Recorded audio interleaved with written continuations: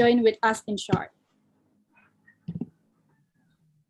So before we enter the lecture session, I would like to inform for today's agenda. We have a short lecture. First, what COVID has taught us lessons for better disaster management, and then legal approach of building back better in regards to COVID-19, and following up with discussion and talk show and the Q&A session with the conveners. So without any further ado, we are now to enter our first lecture for today. To our first moderator, John Sampe, you may begin.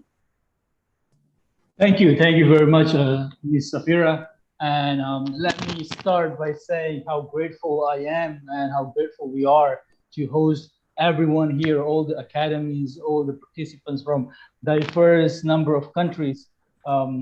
And based on my experience yesterday, I think we had such wonderful discussions, great insights from the great speakers, line of outstanding keynote speakers that we have, and we are expecting the same thing, even better lectures, events, fun that we can have throughout the sessions. During these very first lectures, we are going to hear the lectures from number of lectures. So let me greet the respective lectures. They're going to give a talk. Let me start with Dr. Nimar Sukartini. Hello, doctor. I can see here Dr. Sama. Yeah, hello. How are you? Doing good, sir. How are you? I'm good, very nice. And how are you? And I hope all of you are in a fine and also in a good health condition. But, 100%. Thank you. Thank you very much. And right here, let me see if Dr. Iketut Putra Erawan are with us. Yes. Yeah, I think you are great. Thank you. Hello, doctor. How are you? I'm okay. Thank you. Thank you, sir. Thank you. So without any further ado, I will make notice that Dr. Sukartini will deliver her lecture first. Doctor, whenever you are ready, you may start. Yeah. Okay. Thank you very much, Dr. John, for the good introduction. First of all, I would like to say good afternoon for all the participants and very good afternoon for my colleague, Dr. Setia Heksana, Dr. Gigi Mkes, for my colleague, Dr. Putra. I hope we all in healthy condition for this afternoon session.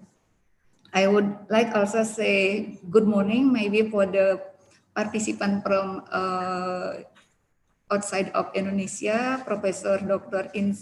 Sebastian Helsen, Ipa Stepanopomic, and Felipe Kiwi, Magister of Law, maybe already participate in the Zoom session. Okay, the topic of my talk today is about pandemic on the effect of the population from what can be learned from the economic and public policy perspective. Okay, by June 2020, the government of Indonesia has confirmed about the number of victims of COVID pandemic is at about 30,514 cases of COVID, and this include a fatality rate, fatality number about 1,800 people. So if we use distribution in demographic area, it can be seen that East Java, the province where Universitas Airlangga located, Surabaya, is one of the province with the highest fatality rate during the early season of the pandemic. This data is collected per June of 6, 2020. Okay, in the early of the pandemic 2020, it can be seen that majority of the symptoms are still mild.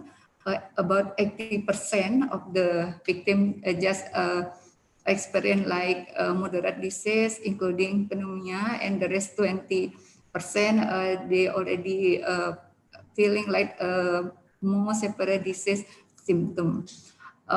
most people can be recovered. It is said about 80% can recover from the disease without needing further or special treatment.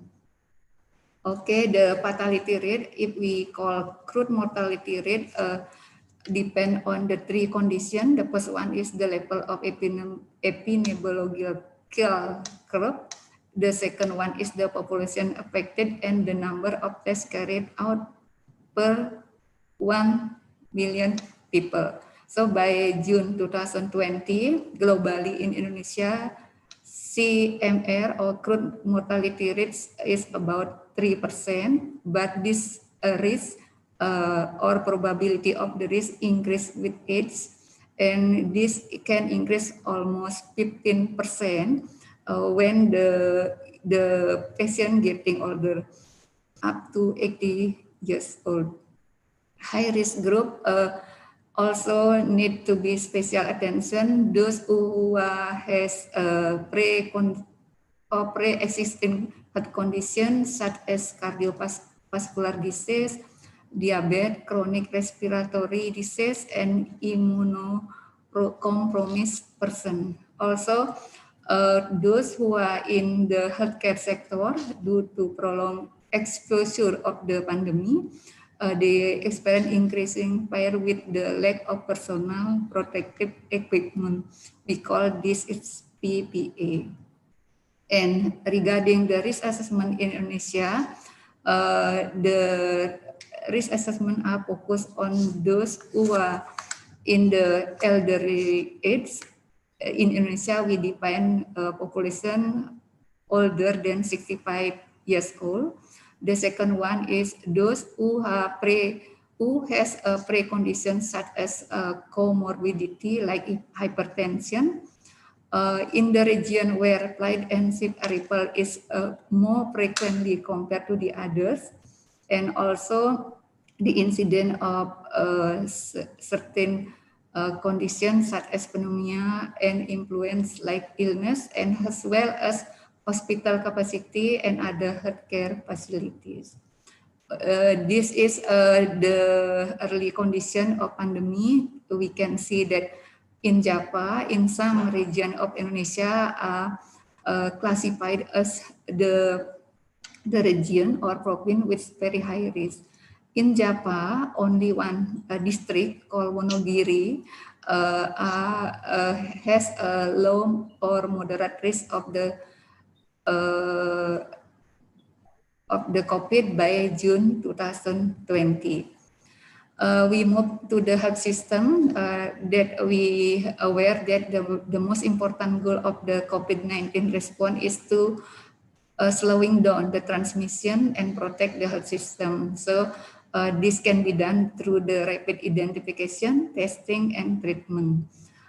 Before the Delta variant explode in Indonesia, the existing capacity or estimate case load by the province priority deliver mostly for first one is to fulfill the demand for the personal protection equipment. The second one is regarding hospital bed capacity, ICU and ventilator, and trained healthcare and other supporting staff in the hospital. Now we move from the health to economic impact.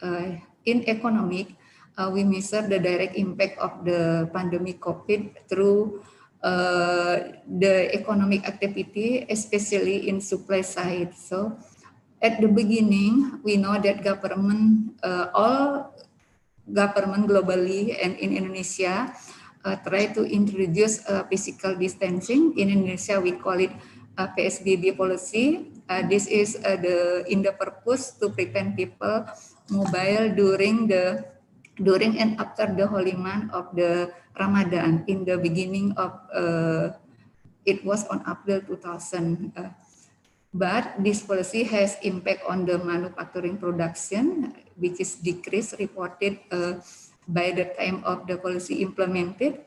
And because manufacturing is one of the sector in economy that contribute to the export value. So directly export decrease, and there is an estimation from the United Nations economists that predict that economic loss due to this policy approaching 50 billion US dollar.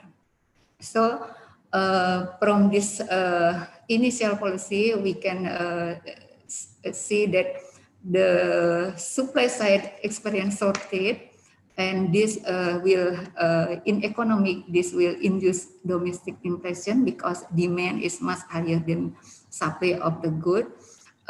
When the domestic supply is decreased, of course, we need to fulfill the need of our people. Maybe try to import, but because the mobility is restricted, the previous goal from the economic perspective is trade surplus become trade deficit. On the other hand, because the economic activity is slowing down, government tax revenue also decreased significantly, and government try to relax some tax payment due to economic slowing down. But on the other hand, for the purpose of health issue, government must spending much larger. Especially government of Indonesia introduced 3 stimulus packages, and the last 2 conditions will result in budget deficit. So along 2020, it was reported that the budget deficit increased.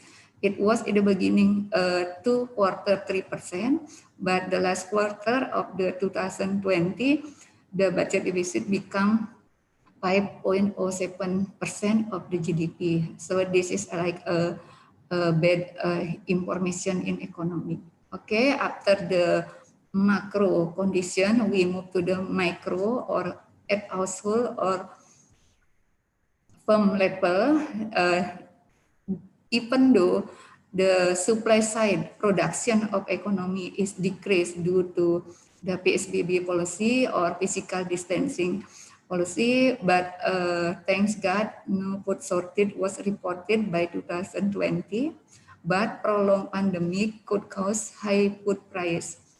In economic, we call it inflation. So volatility in food price can induce food security by assuming ceteris paribus for the rule of digitalization. So even though at the beginning already many online trading, but food security can be become another risk with the condition of food price volatility. Physical distancing also result in underemployment for some people who still in work, but most of them also become unemployment when the industry or firm decide to lay off some of the labor. So it was reported by the second week of 2020, 2.8 million workers laid off, and economic consequence of this is must be unemployment, and unemployment means disequilibrium in labor market. We also consider some indirect effect of the PSBB policy, this in regard with the poverty rate. As output growth rate drop, it was reported -5% in the first quarter of 2020, and then -2.1%, and at the last quarter, it was reported still -1%. This result in sudden improvement, vulnerability of poor people in Indonesia. The report said that about almost 8.9 million people become poor. So when poverty rate increase, we can relate this with the goal number 1 of SDGs, and also the quality of human development in Indonesia.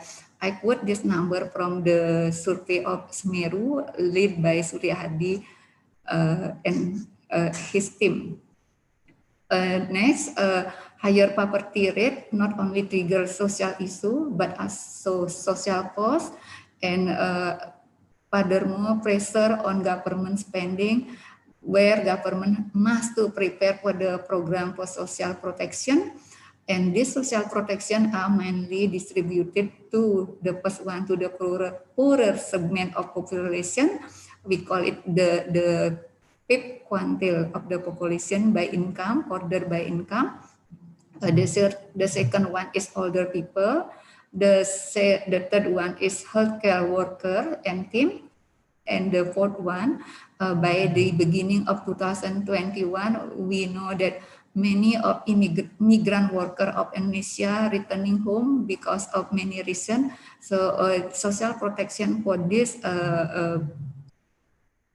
Indonesian must be prepared by the government. And the last one is orphan. Many children become orphan because they lost either mother, father, or both of their parents.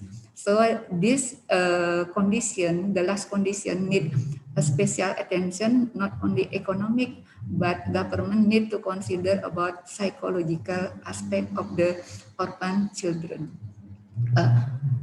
This is typical of developing countries where we cannot provide clear and valid data, but as much as we can collect the data, it was reported that in East Java and in Yogyakarta, about 100 or more children becoming orphan at the beginning of 2020. And the data was collected up to August 2021. Different data from Satgas COVID, the national task force group for the COVID cases, also from the social Kemensos, also another data from Rapid Pro PPA, which is released on the recently February 11, 2022. And then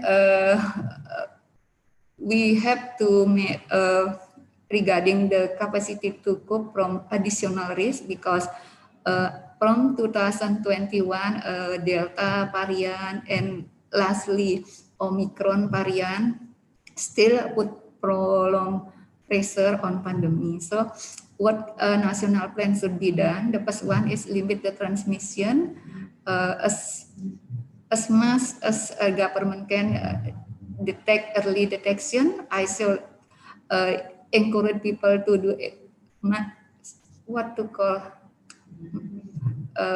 isolation and do some treatment. The next is implementation of pharmaceutical and non-pharmaceutical measures. Then we can also identify how many resources requirement to release COVID-19 response and maintaining public policy and public order, as well as security and social, to maintain social and economic stability.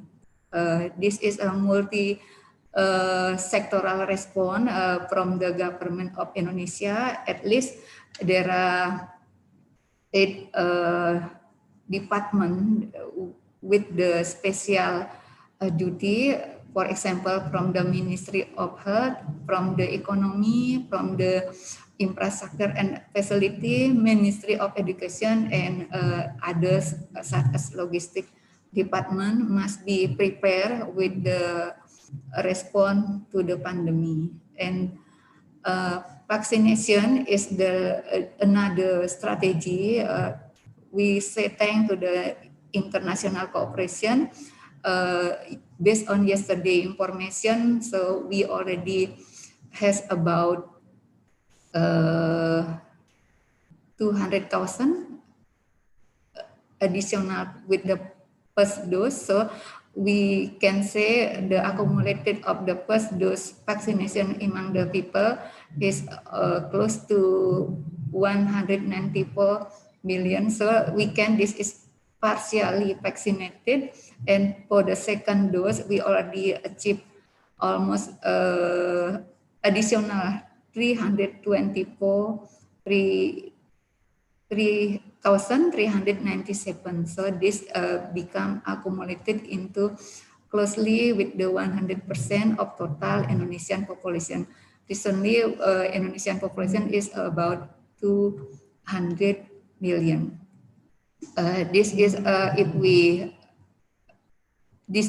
see the figure in distribution of the first doses, the second doses, and the last picture is about the first booster for vaccination in Indonesia. So it almost close to 100%. So we hope purely vaccination will be become a good condition for our community.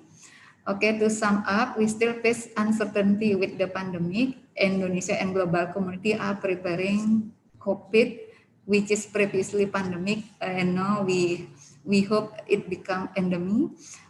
Similar to natural hazard, pandemic risks are likely to increase. So increasing economic and inequality, and this can put further burden to the vulnerable group, which is we have discussed previously, and therefore policy response to ensure recovery process are needed to overcome the negative impact of the pandemic. I think it's all of my presentation. Thank you, and at the time I give back to Mr. John Sampe. Thank you. Thank you, Dr. Sukartini. Very wonderful presentations. I highlighted that you mentioned, quite significant health economic impacts that this pandemic brings. One being the macroeconomy instability. I think that is quite things that I underline. Now, I think this is a great opportunity because we will have more elaborative discussions from our second and third speakers. So moving forward, let's not waste any more time because we want to allocate more time for the discussion session. So let's invite our second speaker, Dr. Setia Heksama. Dr. Setia Heksama. Okay, thank you, Moderator. Yes, sir. Sampai. Yes. Okay. Good afternoon, everyone. Bismillahirrahmanirrahim. Assalamualaikum warahmatullahi wabarakatuh. Okay, thank you for the moderator here. I would like to give a presentation, but it's like different with other because I'm offering the program in postgraduate school program here in disaster manager. So I would like to share my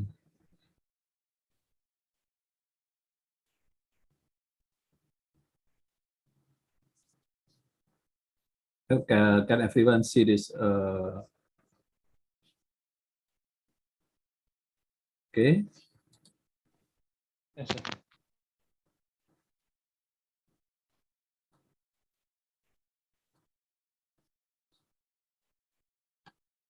Okay. This is this program, disaster manager, the potential problem and strategy for overcoming a disaster from Setia Heksama, postgraduate school, disaster. So, greeting for all of you and also for the participant here. I would like to give it a little bit different presentation, especially in offer a program in a disaster as a disaster manager. As you know that COVID-19 has changed the world to be more uncertain and cause various very complicated problems. So this is a global disaster. The COVID-19 is one of the pandemic of the multi-hazard disaster here. So we need to have the strategic steps to overcome this pandemic with developing new behavior, especially in new norm, and to building the policies, building community resilience, building the economy, strengthening community function and roles in the new condition, and others. So this is not easy. So what should we do? Yeah, we need to building capacity human resource to overcome this, called as a disaster manager to take action into this problem in a whole sector of disaster. As we know, in the disaster like in the COVID-19 and in this pandemic era, all of the people, of the leader of the country, very confused how to handle it, how to overcome this. Yeah, we know every day many people maybe die from this COVID attack, and then the economy, yeah, is going down, and a social activity also, any kind of activities here in the world, yeah, is become down, all of them. So in this the main problem, I give the Indonesia have a natural condition like a geographics. Indonesia is the largest archaeological country in the world, and highly disaster potential like a ring of fire, eruption, tsunami potential, flooding, forest fire, landslides, social problems, traffic accident, disease, and also pandemic. And the problem also in inconsistent the education program in Indonesia.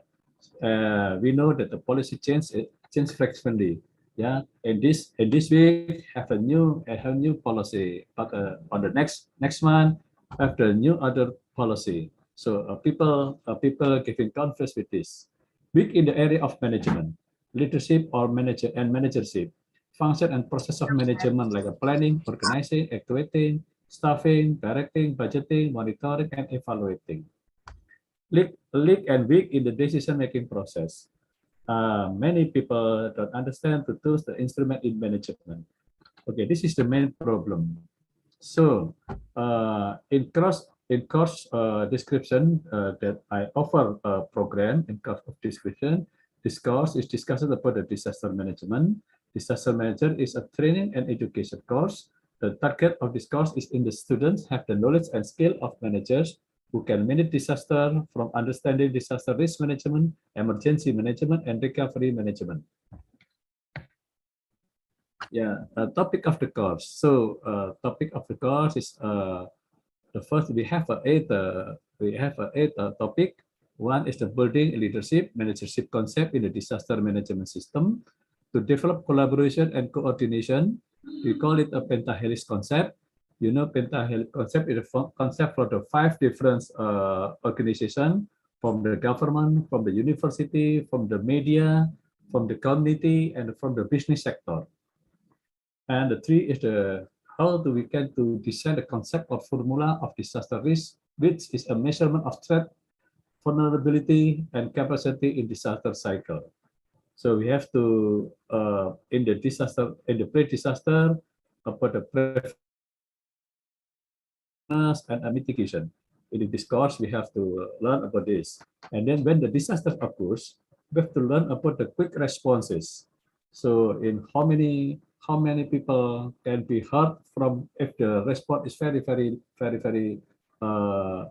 late. So this is why we have to learn about the quick responses. And after the disaster, we have to learn about the rehabilitation and reconstruction. And then we learn about the decision-making process like cost-benefit analysis, acceptance list of risk management, decision support system, decision matrix. And we have to learn also in the tools in management disaster like a failure mode effect analysis, FMEA, root cause analysis, RCA, stakeholder evidence and argumentation mapping, scenario analysis and boundary analysis, organization culture assessment instrument, we call it UCA, stress and workload measuring using NASA TLX and others.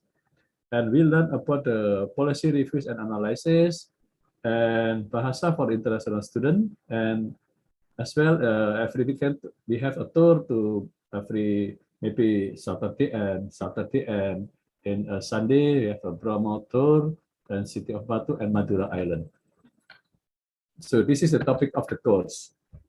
The course facility, the course will be held on summertime, like in July and August. I hope in this year can be done this course. The duration of the course is around 4 weeks. Yeah, that's around 6 sessions of the course. All of the participants will get the certificate of the course, certificate of training. And then they also get the certificate of the competence master in disaster risk reduction management or as a master in disaster management. So every participant here can get a non-academic degree as a professional like a CIDRRM. this abbreviation from the Certified International Disaster Risk Reduction Management, or yeah, we don't decided yet which one is the for the non-academic degree, or CIDM, Certified International Disaster Management from Universitas Erlangga, which is recognized by the Comité Akreditasi Nasional (CAN) and International Accreditation Forum. This is the course facility. So because my presentation is only 10 minutes, I hope this is can be your information. I hope this summer here can be had this course in the School of Postgraduate Postgraduate School in this University of Erlangga here. Thank you for your attention. We stop the share, and thank you to moderator Pak John Sampe. I give to you again your turn. Thank you very much. Thank you very much. Yeah, this is the discipline, the academic discipline that still remain quite unpopular in Indonesia.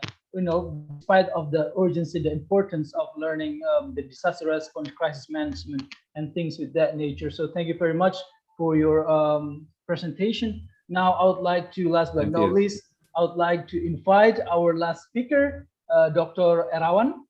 Dr. Erawan, if you may want to share your perspectives, you may start. Yes, can the committee at UNAIR help me to share my presentation? We will accommodate you. So I can concentrate in speaking and talking. No okay. Okay. Just to start, when the committee invited me to say and to reflect what is the Indonesian experience, lesson learned from this COVID, this is big question. So I try to handle it in so much modest way, because we have only 10 minutes to share.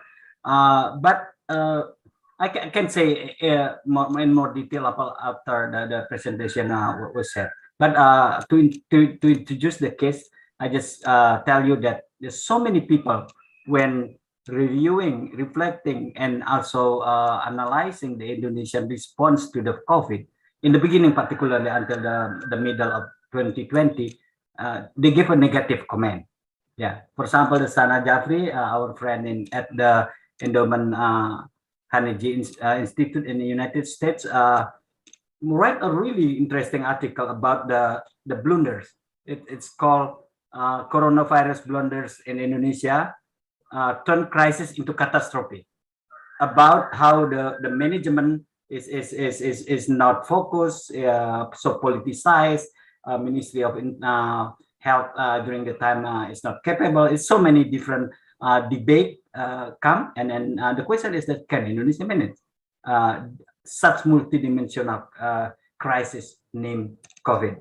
So I try to approach that from that perspective, and also when the global vaccine was problematic, meaning that finding vaccine is not easy as somebody predict, and it make all of the question about can Indonesia handle it, because Indonesia has a so diversified territorial and complexities in it. Where is my presentation? Can you share? Okay. If not, I just tell you what is my thinking is. Okay. My presentation is about. Let me see.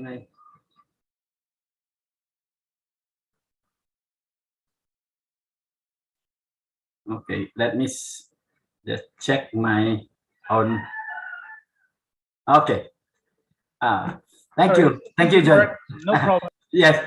Lesson learned from COVID-19 responses and Indonesian experiences. That's slide 1. I try to reflect. Yeah. Basically, what I try to say is that because of our limited time, what is the Indonesian lesson learned on responding crisis and management of public health? Second, what is Indonesian responses on international cooperation? Because in order to get vaccine, you need to to be able to negotiate and put some money to get some vaccine, and everybody need to get it on the same time. So it's kind of a collective action problem. So Indonesia need to do it. The third one is that how Indonesia respond on the economy and labor market. I think one of our speakers already approached this way. And the third one, the fourth one is about managing communication. That is the one of the most hectic and difficult way of managing, because so many hoaxes, so many debate, so many politicization of the communication. And the last one is the fifth one is about recovering. How to recover better according to the Indonesian perspective. I don't know whether I can approach all of the issues in proper way, but John, please let me know when I should stop. Okay. Introduction. Pandemic COVID-19 and state effect. I was so influenced by the way of thinking of post-colonial perspective, particularly our friend from Global South, basically saying that, okay, global pandemic is not only a question about whether the state can respond it through the good policy, but can it change the state? The question is that whether the state is changing the way they are doing their business, management wise or bureaucratic wise. Okay, continue please. Yes. If you are interested to see how the lesson learned should be assessed in much more academic and more thorough way, please read OECD work called First Lesson from the Government Evaluation of COVID Responses. Basically, OECD, I will use this framework, but change it along the way. Pandemic preparedness, that is the first one we need to see as a lesson learned. Risk anticipation, capacities, critical sector preparedness, and pandemic management protocol. The second one is crisis management itself, whether the government can manage the issues. We can evaluate governance arrangements. We can evaluate the crisis in communication, and we can also evaluate how the whole society responds. Are there any solidarity, or all of the people will take care of their own business? The last one is responses and recovery, discovering the issues of health measures, lockdown and restriction, economic and financial support, and social policy. If you ask me a question, what is the lesson learned? It's a total state functioning, the total bureaucracy and all of the societal engagement in that. Continue. Okay, let's see lesson one.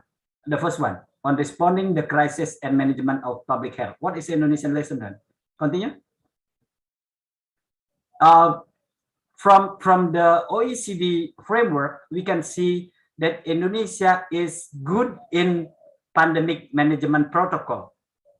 Only after it's so, what you call it, intensively interact with international community, particularly WHO, which is help Indonesia also in dealing with the pandemic protocol management, because we in the beginning, the way to respond the pandemic is more as a crisis, as a disaster, but after that it's multi-crisis, multi-disaster coming on the same time. So the second one, crisis management on governance arrangement, this is problematic in Indonesia, because when you ask a question, where is the core in entity or institution manage the COVID, we will be pointed to the many directions. Some saying that, okay, people who the highest official who manage the investment. Some people say that Ministry of Health. The other saying that, okay, BNPB. But the question is that where is the governance arrangement is? Crisis and communication is also in the beginning is problematic, but the more they handle, the better. And whole and society responses, maybe in Indonesia can be said that so many solidarity, so many engagement in civil society in responding that. And the response and recovery, the lockdown and restriction is one of the most controversial, because some area politicize it as whether it is the presidential authority encroaching at the provincial level, tug and war, quote unquote, between central government and Jakarta government, for example. That is a problem. Okay. Second, on international cooperation, let me touch a little bit here. International cooperation, continue. Okay. Yes, I already discussed about how WHO, ILO, WTO, and other countries helping us in preparing our pandemic management protocols. I can use many examples of this. And crisis management, particularly preparing the vaccine, Ministry of Foreign Affairs and many entity in Indonesia already preparing just in the beginning of the pandemic. The negotiation is there already, including so many ministers, particularly to China, to and to England, to United States, so many other areas. Continue. So international cooperation basically so positive in Indonesia way ability to respond. The third one is on responding in economy and labor market. Continue. Yes. On fiscal policy, there's a lot of critics on this. On monetary policy, also some issues. Indonesia can be a good lesson learned in supporting enterprises, jobs, and incomes, because it's much more focusing all of their policy, economy and employment policy on social protection, social assistance, expansive cash of work, and like that. It's more like a way of government handling pandemic is through more economic support, protection, assistance, and other that. And protecting workers in the workplace, it is 50-50 between whether we are successfully or not. Because some area hard hit by COVID, like Bali, up to now we still have a big problem of unemployment, and whether we can help in Bali in short one decade, I don't know. Continue. Lesson learned 4, please continue. Yes, on managing communication, this is one of the most thorny or problematic area, because in the beginning the government saying that okay, everybody need to be calm, we can handle it, and some of the highest official also downplaying it by saying that okay, we can handle it in so many, but the reality is so many people dead, and then problem of handling the all of the equipment like that. The hospital start overstretching their capacities, and then people dissatisfied. Hashtag movement already there, and government challenges was clouded by political views, because sometimes central government thinking this way, local and regional government thinking the other way because of the political differences among them, and then those are politicized for the sake of election. The last one, lesson learned 5, recovering. Can we recover? That's a good question. Yes, we can recover if the pandemic management protocols, risk anticipation capacities, and critical sector preparedness is prepared there. The problem of Indonesia is that sometimes we see COVID will be stopped soon, but COVID will become with different views, different forms and different challenges. Some people say that Delta already married Omicron now. Delta Omicron is there, or new variant of Delta. So it's the problem. Crisis management is one of the most problematic Indonesia need to be handled. Like governance arrangement, who should be responsible?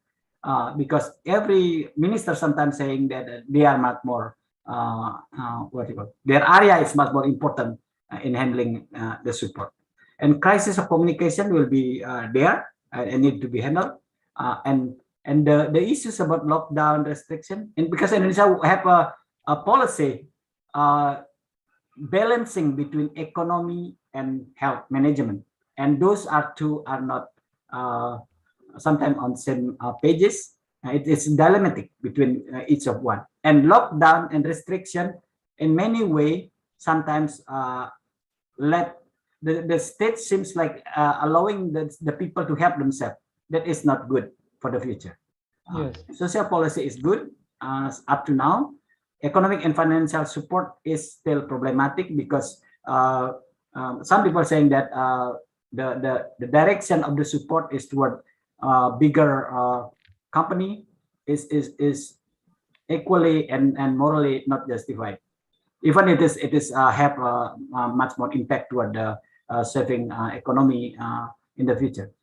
I will stop there by saying that my conclusion that those 5 lessons learned make me rethinking whether Indonesia changed significantly or partially or assemblage-wise according to post-colonial perspective. I believe that Indonesia is changed partially according to where is the impact. Hospital and the network hospital now is one of the most telling I saw, and congratulations from people who working at the health management. Thank you. Well done, Dr. Erawan. I think that's very collaborative presentations. I hate to interrupt you, but we have very limited allocated times. So I would just give straight this continuation to my colleague here, the next moderator. He will moderate it to the rest of the sessions. Mr. Enrico Bisilangin, are you there? Can you hear me? Is my voice audible? Yes, you are audible. And for all the participants, I know if you want to ask some questions to the previous speakers, you will have as much as space and time in Bali in our initial summer school to address all of questions, and they are very open for the collaboration opportunity. So Enrico, you may continue straight ahead with your agenda, please. Thank you very much, Dr. All the previous speakers. Okay, thank you. Okay, thank you, Mr. John. I will continue as our moderator for this session. Our 4th lecture, and will be our final lecture in this pre-summer schools program, is we are going to talk about legal approach of building back better in regards to COVID-19 in case of democracy, liberty, public health, and vaccine distribution. Joining with us for today's lecture is Professor Sebastian Hesselhaus. Good morning, Professor Hesselhaus. Good morning. Good morning. And also joining with us is Iva and Philip. Good morning to dear speakers. Good morning. Good morning, everybody. Okay. All of our speaker is from Lucerne University, the Switzerland. Before we start our lecture, I would like to ask to our dear speakers, are you gonna share your PowerPoint itself, or you need assistance from our team? I check it.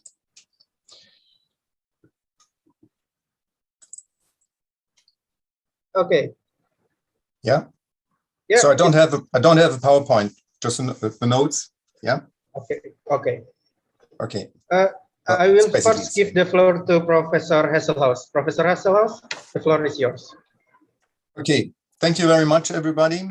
Good morning from Lucerne, because it's 7:45 here in the morning. Yes, I'm very happy for this invitation and being able to speak to you for the summer school. And I think it's a great idea by the organizers to have a preschool. So let me first introduce myself and then introduce our approach this morning. My name is Sebastian Hesselhaus.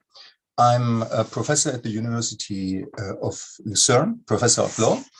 And the main areas of my research are human rights and environmental law.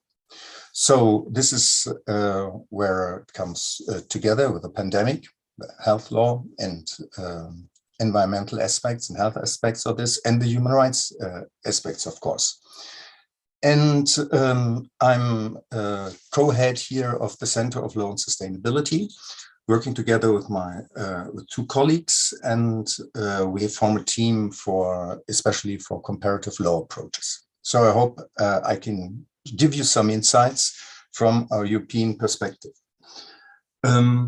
My colleagues, Eva and Philip, they are researchers on specific topics, and they will address their issues after my presentation. So we have 60 minutes for our presentations. I've reserved 30 minutes for my presentations, which gives an overall view, and then 15 minutes each for Eva and Philip. And as I understand, after this presentation of an hour, we do have another hour for a discussion round. And my approach for the teaching and for today is, since this is the preliminary thinking idea of it, you are asking me to give you some legal hints, legal insights on fighting on with this challenge of the pandemic, of the COVID pandemic. Legal insights from Switzerland and of course from Europe. And this is where the heart of my research lies. However, we are fully aware that the legal systems of Indonesia and of Asian countries and European countries are different. Yeah, they are similar in some respects, but they are different in other respects, and they may be different, especially with human rights. However, there's an overarching human rights treaty, the United Nations Treaty, on the two United Nations Conventions on Human Rights. And these human rights, there's a very European approach to it. So there has been some influence of the European understanding of human rights, and it might be helpful to show it to you. But the idea is, since there are these differences in the legal systems, to present you the questions I'm researching on, and I will present the answers in the summer, in June. So, you know, it's like in a TV show, this is the cliffhanger. If you want to have the solution, switch on in June. And for June, I will include in my preparation all your insights and your impact in the discussion.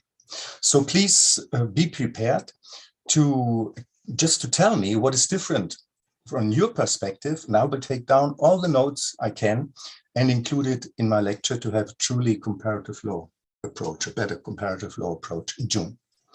Okay, that's for the introduction.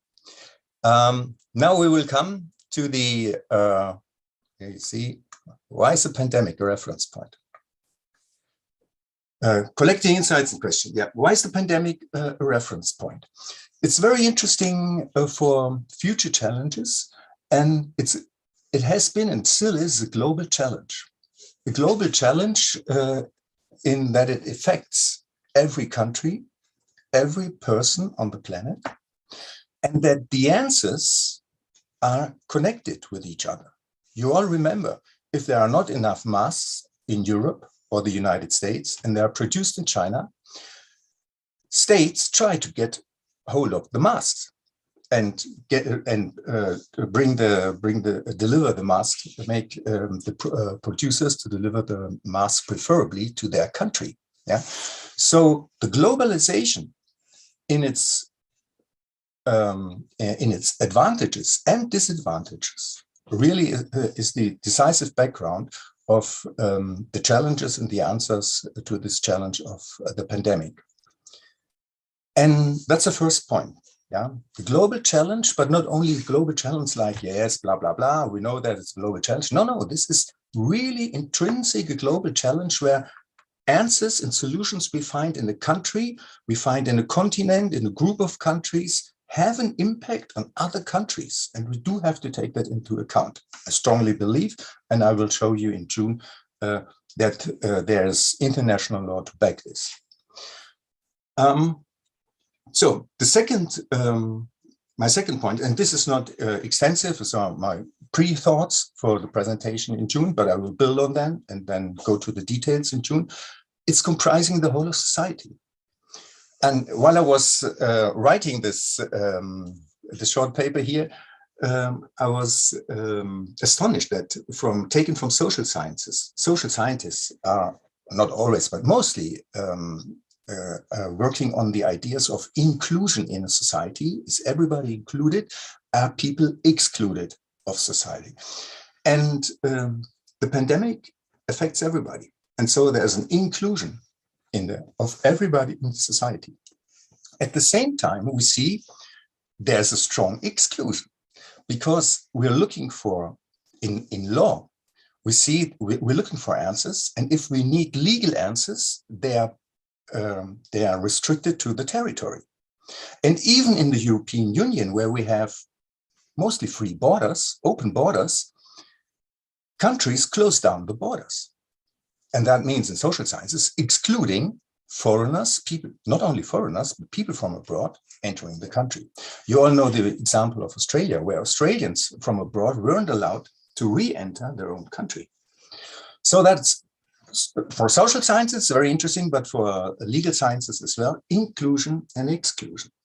And for international law, or globalization law, global law, law in the global context, when of course there's a tendency which points out that solutions on a national level are very often not enough in a globalized world.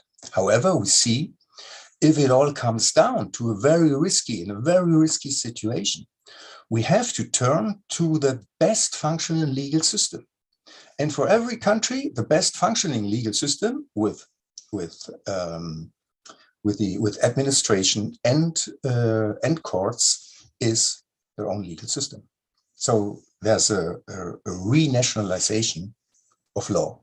I don't believe it's a renationalization, but it's like a wave, and we see that we will walk through the next decades with this equilibrium of international law and national law. And national law is not fading. Yeah?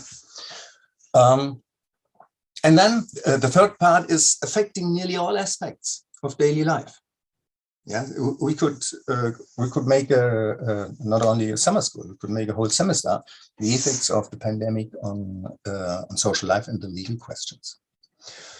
And then you see my next point is I would come back to that in the fifth, in the end, when we see the insights for the pandemic, building better. What can we do do we have any insights, one, to build better, be better prepared for the legal issues with the next pandemic?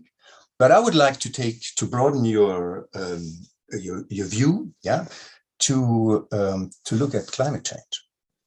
To look at climate change, what can we learn for climate change? Because when you let me refer back to my 3 points from the pandemic as a reference point, the global challenge of climate change is obvious.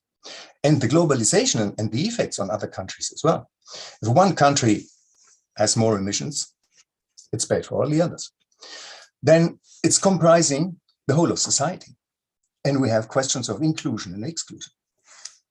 And it's affecting nearly all all aspects of the daily life. So I think there are interesting similarities, and that will be the last part of my ideas presentation in June, to think of, to offer you some insights, and some insights which are not very optimistic for fighting our common, like European and Indonesian and everywhere in the world, our common fight in climate change. So let's go to the practical insights. The practical insights of this pandemic. And you see, I've listed here some insights, and I would be very happy if in the discussion you would add more from your experience, what you have experienced, and even if it's a detail. You know, as a lawyer, I'm absolutely concerned with details.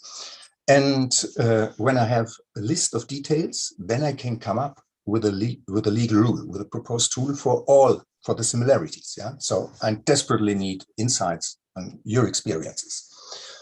So the practical insights, from what was astonishing for me, this is not in a very academic order, but I think it's very interesting to see the fast response by pharma industry. Incredible fast, that vaccines were available, different sorts of vaccines, of course, that they were available. This is a very practical aspect, and it means, at the same time, it means thinking about in economic politics. Wouldn't it be good to help pharma industry to develop in the research? We all know they're making a lot of money with it, yeah, and we will discuss it. Eva will discuss it later on. They need to make a lot of money to finance the bottom research, but it would be a hint for financing by states, international community, European community, states, the basic research. And then the fast response, at the same time, I will turn to that later, is a legal response. Normally, it takes years to approve a certain vaccine. And now we have an approval time of weeks. Incredible. How is that possible with the same legal rules? Then we have a slow response by other sciences, a very slow response. And I'm not pointing on other sciences, I'm pointing on my own science, on legal sciences. There was a very slow response in law. For me, it was like, it was like there's a wave coming, yeah. One wave is the pandemic, and there's another wave, but the other wave is later, and that is the legal reaction. And funny enough, even if at the time when the pandemic wave is losing force, the legal wave might still be up. So I'll give you a little example on that. The duty to be vaccinated is discussed in Germany, a European country, nowadays with the Omicron variant. However, the Omicron variant still is dangerous. Although it's still dangerous, it's far less dangerous than the Delta variant. But in the wave of the Delta variant, the legal discussion only started. And in the end, on the peak of the Delta variant, they said, oh, we have to discuss now the duty for vaccination. And now they have the discussion and they want to implement the duty of vaccination. Some states like Austria already did in some areas. But for the legal justification of it, it's debatable now. I'm not I'm very much in favor of vaccination personally, but as a legal question, I'm just showing, I want you to show that the risk is less at the moment than before. And the law is reacting, and maybe too late. So there's a slow response by other sciences. And the next point is that we have a lack of reliable data. Partly that is because the pandemic is affecting every individual in a different way.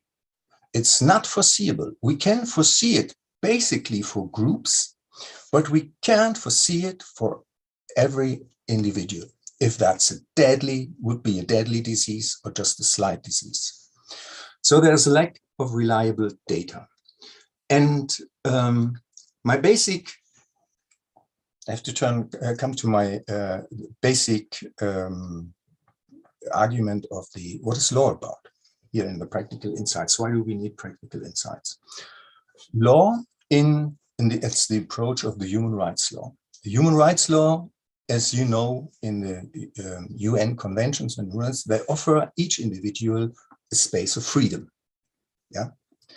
And the state is allowed to interfere with this freedom. They can close down the freedom, but they have to give a justification.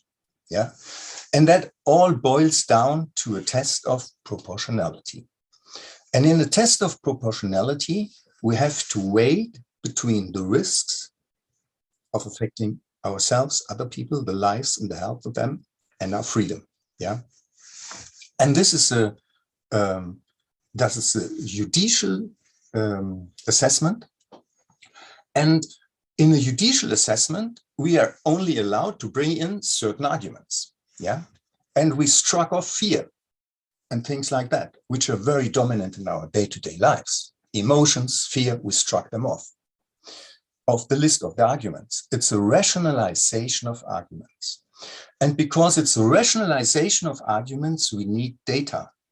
We need reliable data. And I realized in the United Kingdom, United States, in the European Union, a lack of a strategic approach to gather data in certain situations.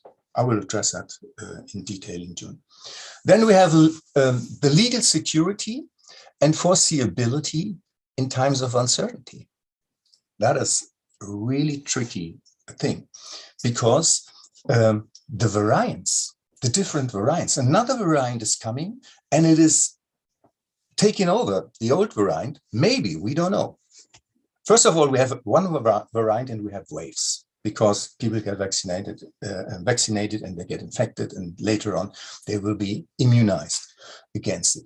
And then we have the different variants which take over. And that is adding another uncertainty.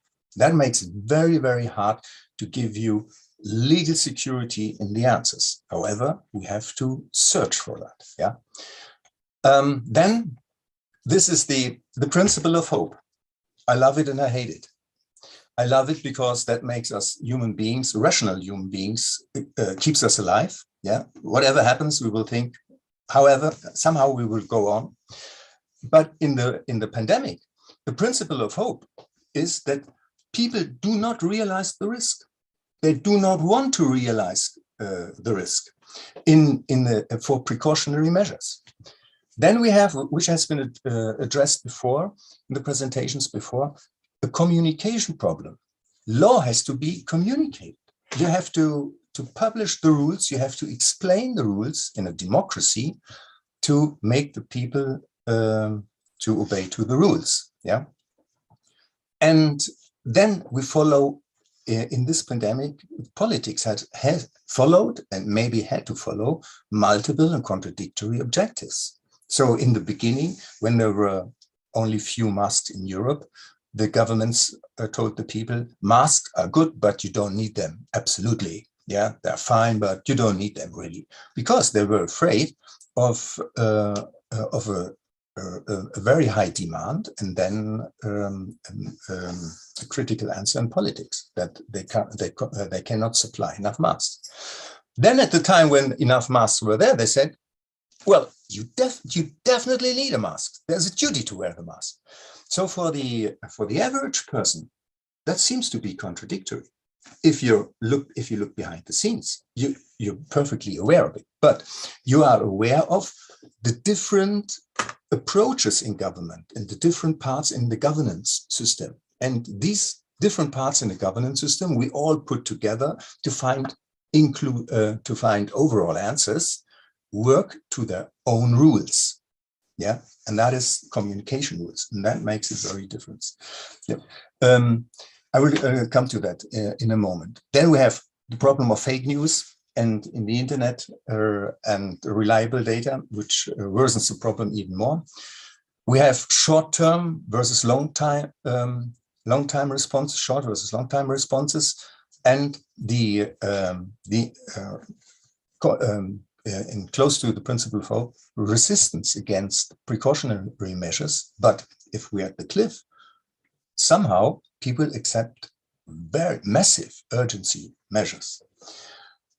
Okay, so what are the legal challenges for democracy? I just want to give you an overview that we have a floor for the discussion and for more inputs from your side, in your countries in the next hour. The legal challenges, the main legal challenges for me, in my perception as a constitutional lawyer, is how does government work in urgency situations? Like a war government, yeah? For wars, we are prepared to that. How is it in a pandemic? We do have in Switzerland a very specific situation because in our government, many parties, not only the majority, 50% of the parliament is included in the government, but let's say 70 to 80% of the parties. Yeah, we have an overall government, so to say. something like that. That means if our government acts in an urgency situation, about 70% of the people are represented there. That is different to other countries. In other countries, it might be 50%, just 50%, maybe even less. And these countries, they not only need rules for urgency situation for the government, but for the parliament as well. And the same happened in Switzerland. Like we said, well, we think it will be over, principle of hope. So it's just for a short time. Parliament can stay at home and the government makes the rules. That was completely wrong. We need, for the next time, we need to learn on what we learned about IT communication and to include government by IT, yeah, by information technology. Then we have voting rights. Elections were under a restraint, and in Switzerland we have direct democracy. So you can, every 3 months there's a voting, a poll. And how does that work? How can people collect signatures for direct democracy? Here again, I will go into the details in June. We have to look for IT solutions so that to keep up our democratic basic rules. Then the center of all is the human rights question, or one, yes, a center in Europe. It's the political rights, an underestimated impact on not being allowed to have a manifestation, going out and shouting against the government rules, yeah, and have and initializing critical discussion. The issue, however, that's what I told you in the beginning. It's a waiting, yeah, and there's an issue we lacked from the beginning is the issue of responsibility. I'm a lawyer, but I'm hopefully a pragmatic person. As a pragmatic person, I know that people do not like to know much about the law. And if you talk about the law, it's becoming a frozen situation. Everybody's very restrained. So I totally understand that politics is not referring to law. But if you're not referring to law for a long time, then protesters in the discussion on being vaccinated or not, they have lost the basic understanding. And the basic understanding of responsibility in law is, if you infect another person, you are responsible for that. You are responsible for that. And it might be in penal law. And we all know it from HIV. If you know you have HIV, you have a sexual contact with another person, not telling about HIV, and the other person gets infected, you will be prosecuted.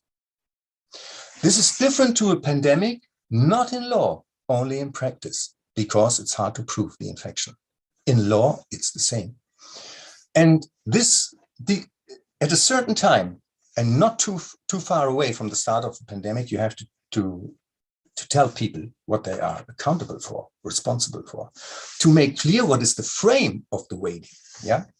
Then we come to the rule of law, and basically I can tell you, and you all know, that the human rights questions, this is political human rights, economic human rights, and so on, boils down in the end to the test of proportionality and a rationalization of what are the risks and not. And the interesting thing to see is when we enter this legal discussion, then we see that we are desperately in need of information by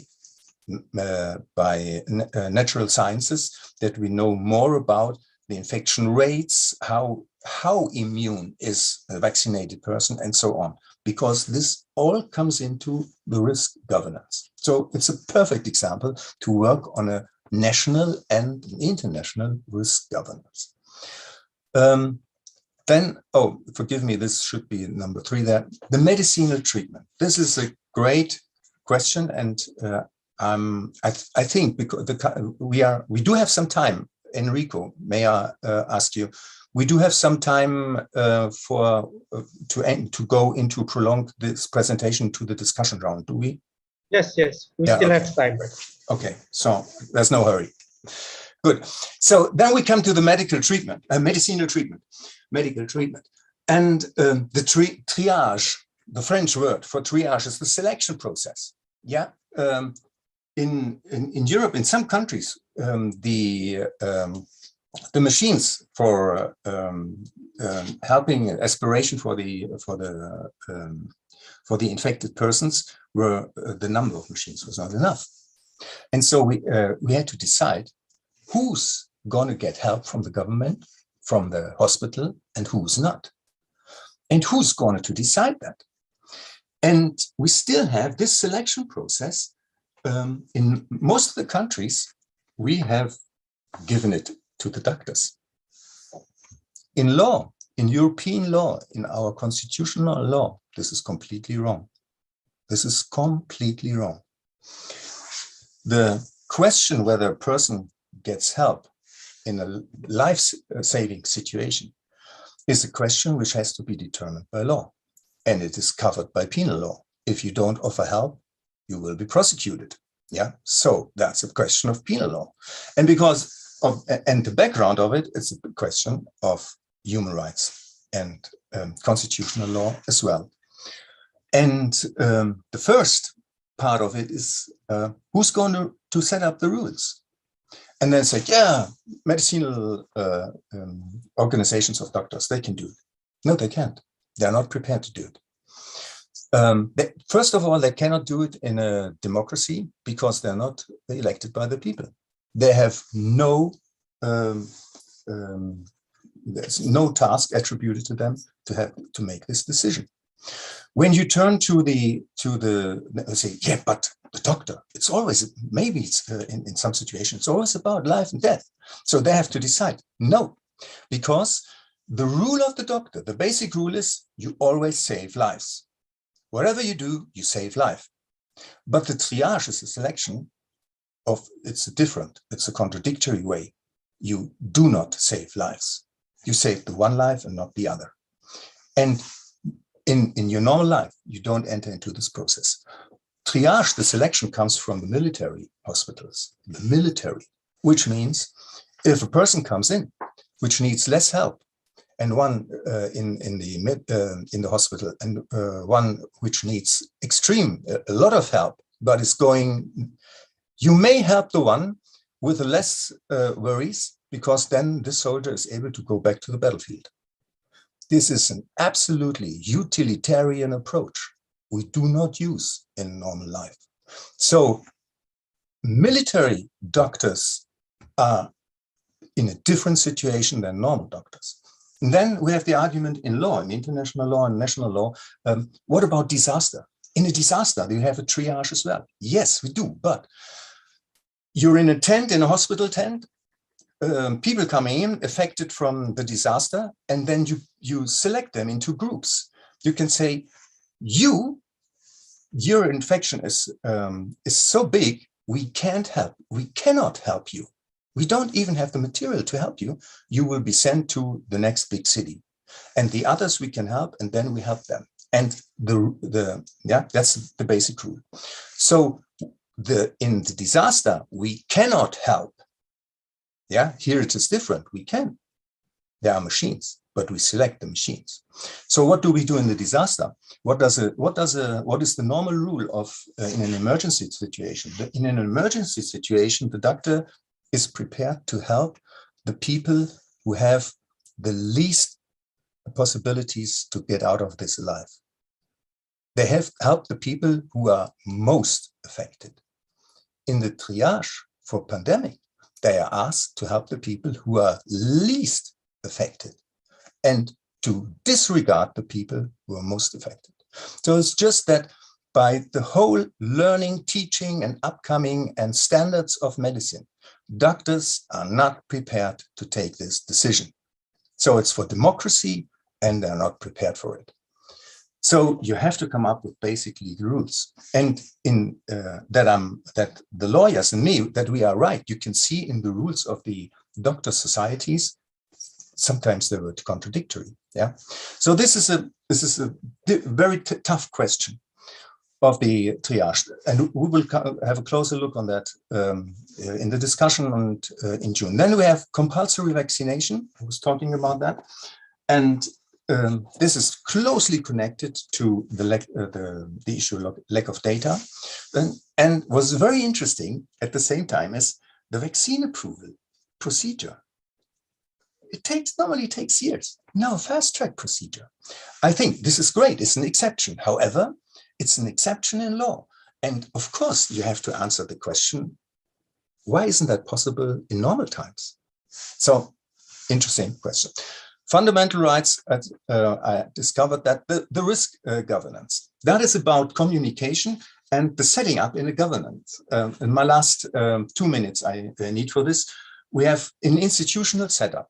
An institutional setup nowadays is, we know that the world is very complicated and very complex. And so we try to include as many professionals in governance as possible. So we have a commission of doctors for vaccines, for vaccinations. We have a commission of people from religious groups, from society groups for ethical considerations, an ethic commission. Then we have political leaders. Then we have lawyers. And they are all taking decisions according to the rules of their discipline.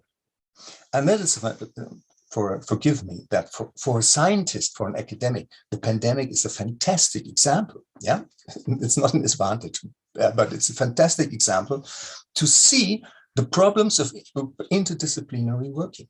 To give you an easy example is when in Europe, when we had the approval of the vaccines for elder people, for over 60 or over 70s, then the commission said, first, then the commission, the vaccine commission approved that. And they're working strictly on medicinal academic basis. After vaccination of all the elder people of over 70s, the politics said, now we can open up over 60s. We need the approval by the commission.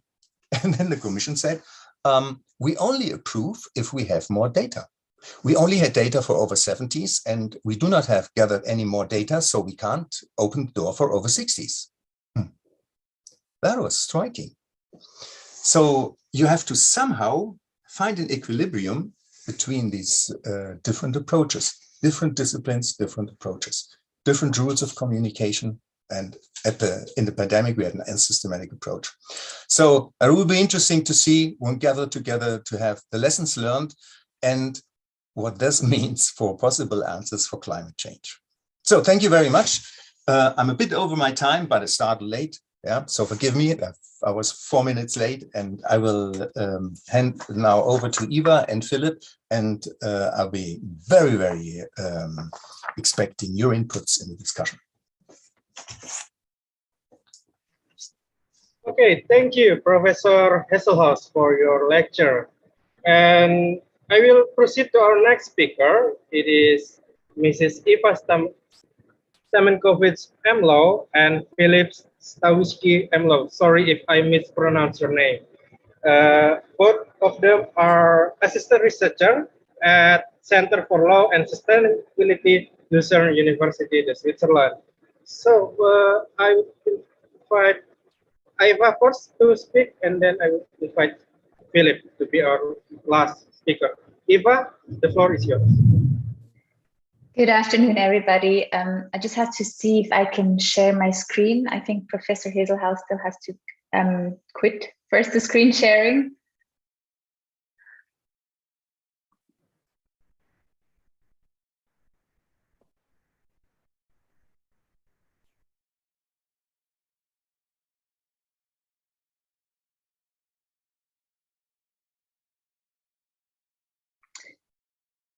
Perfect, thank you. Just 1 second.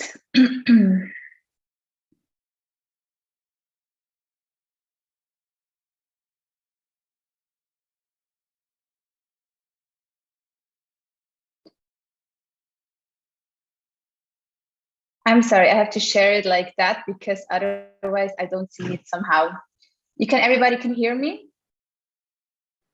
Yeah, we can hear you. Perfect. Perfect. So I will start my presentation on healthcare as a fundamental right. And this mostly to give you a little introduction into that topic, to see what questions can be asked during the summer school and give you like and that we can later develop a framework for the summer school. So I will just start first with a quote that said, Martin Luther King said that all forms of inequality, injustice in healthcare is the most shocking and inhumane. I would say that it's fair enough to say that the COVID-19 pandemic has been showing us the fractures of the healthcare system in our countries individually, but as well on a global level. We saw that various nations handled the pandemic very differently, but what was even more visible was the healthcare that was accessible or that was, say, not accessible to a lot of patients in need. The questions for adequate treatment did not only concern the access to the fair distributions of vaccinations that we will hear later on from Philip, but even on a profounder level, the accessibility of hospital beds, the availability of doctors and nurses, their professional exhaustion, but also the adequate treatment that they would get. So to understand the problem of healthcare specifically, we need to see it in a broader context, which is first to see what the right of health includes. So what is the development of the right to health?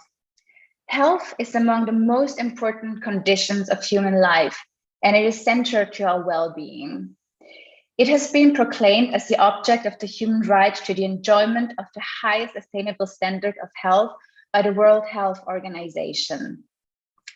The rights enshrined in the Constitution are described in the 9 preambles that declare the right to health as the right of every human being without distinction of race, religion, political belief, and economic or social condition. The first principle defines health as the state of complete physical, mental, social well-being, and not merely the absence of disease or infirmity. This definition was rather revolutionary at the time, but nowadays it is well known and referred to as the broad definition of health. After its adoption at the WHO, the right to health was laid down in the Universal Declaration of Human Rights. And according to Article 25 of the Universal Declaration, the right to health is described as everyone has the right to a standard of living adequate for the health and well-being of himself or his family. After that, in 1966, the provision of the Universal Declaration of Human Rights were laid down into 2 legally binding documents. We have on one side, as we heard, the Covenant on Civil and Political Rights, and the second Covenant on Economic, Social, and Cultural Rights. The right to health was implemented in Article 12 by the International Covenant on Economic, Social, and Cultural Rights. And it's nowadays the most authoritatively interpreted notion of health in international human rights law. It defines health as the right of everyone to the enjoyment of the highest attainable standard of physical and mental health. As for the time given during this presentation, I will focus mainly on the provisions of the ICESCR. And such steps include, as you can see, the necessary for the reduction of stillbirth rate, the infant mortality to enhance the proper development of the child, environmental and industrial hygiene, and also in the days of COVID-19, of course, the prevention, treatment, and control of epidemic, endemic, occupational, and other diseases, and to ensure for all people medical services and medical attention in the event of sickness.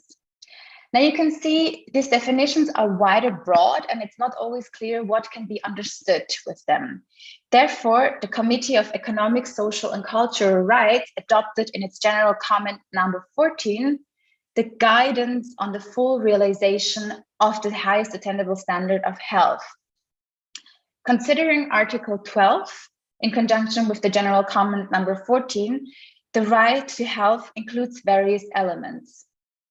It states that state parties have to ensure the right of access to health facilities, goods and services on a non-discriminatory basis, and this especially for vulnerable or marginalized groups. Moreover, it defines that the core obligation to ensure the satisfaction at the very least minimum essential levels of each of these rights is the primary healthcare. There we have the first time really the term healthcare in it. But what can be understood under primary healthcare? First of all, it includes the access to health facilities, goods and services on a non-discriminatory and equitable basis, and the provisions of essential drugs. Furthermore, it states that other obligations of comparative priority are the access to reproductive, maternal, and child health care, the immunization against important infectious diseases, as we have now as well with the vaccines, the measures to prevent, treat, and control epidemic and endemic diseases. But health and healthcare are two very complex subjects. We first consider the reasons that someone becomes ill, and secondly, also the treatment of this illness. Therefore, they have to be seen together with other goals that we are also set in the Sustainable Development Goals that would say that to guarantee these things, it is also essential to have a minimum access to essential food, proper housing, proper sanitation, and safe and potable water. And what is really important also that every nation has a public health strategy, which is also in accordance to the Convention on Economic, Social, and Cultural Rights, and an access to health, education, and information.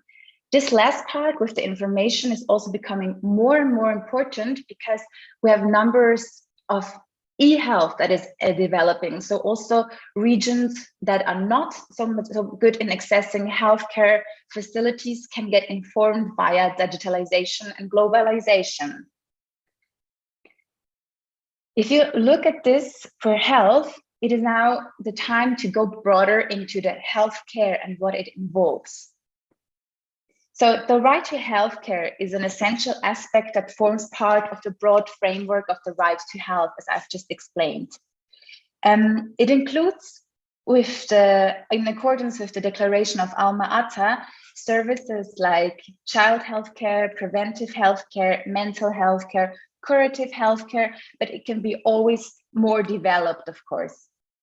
In many countries of the world, and according to the national constitution, the population has to guarantee to healthcare.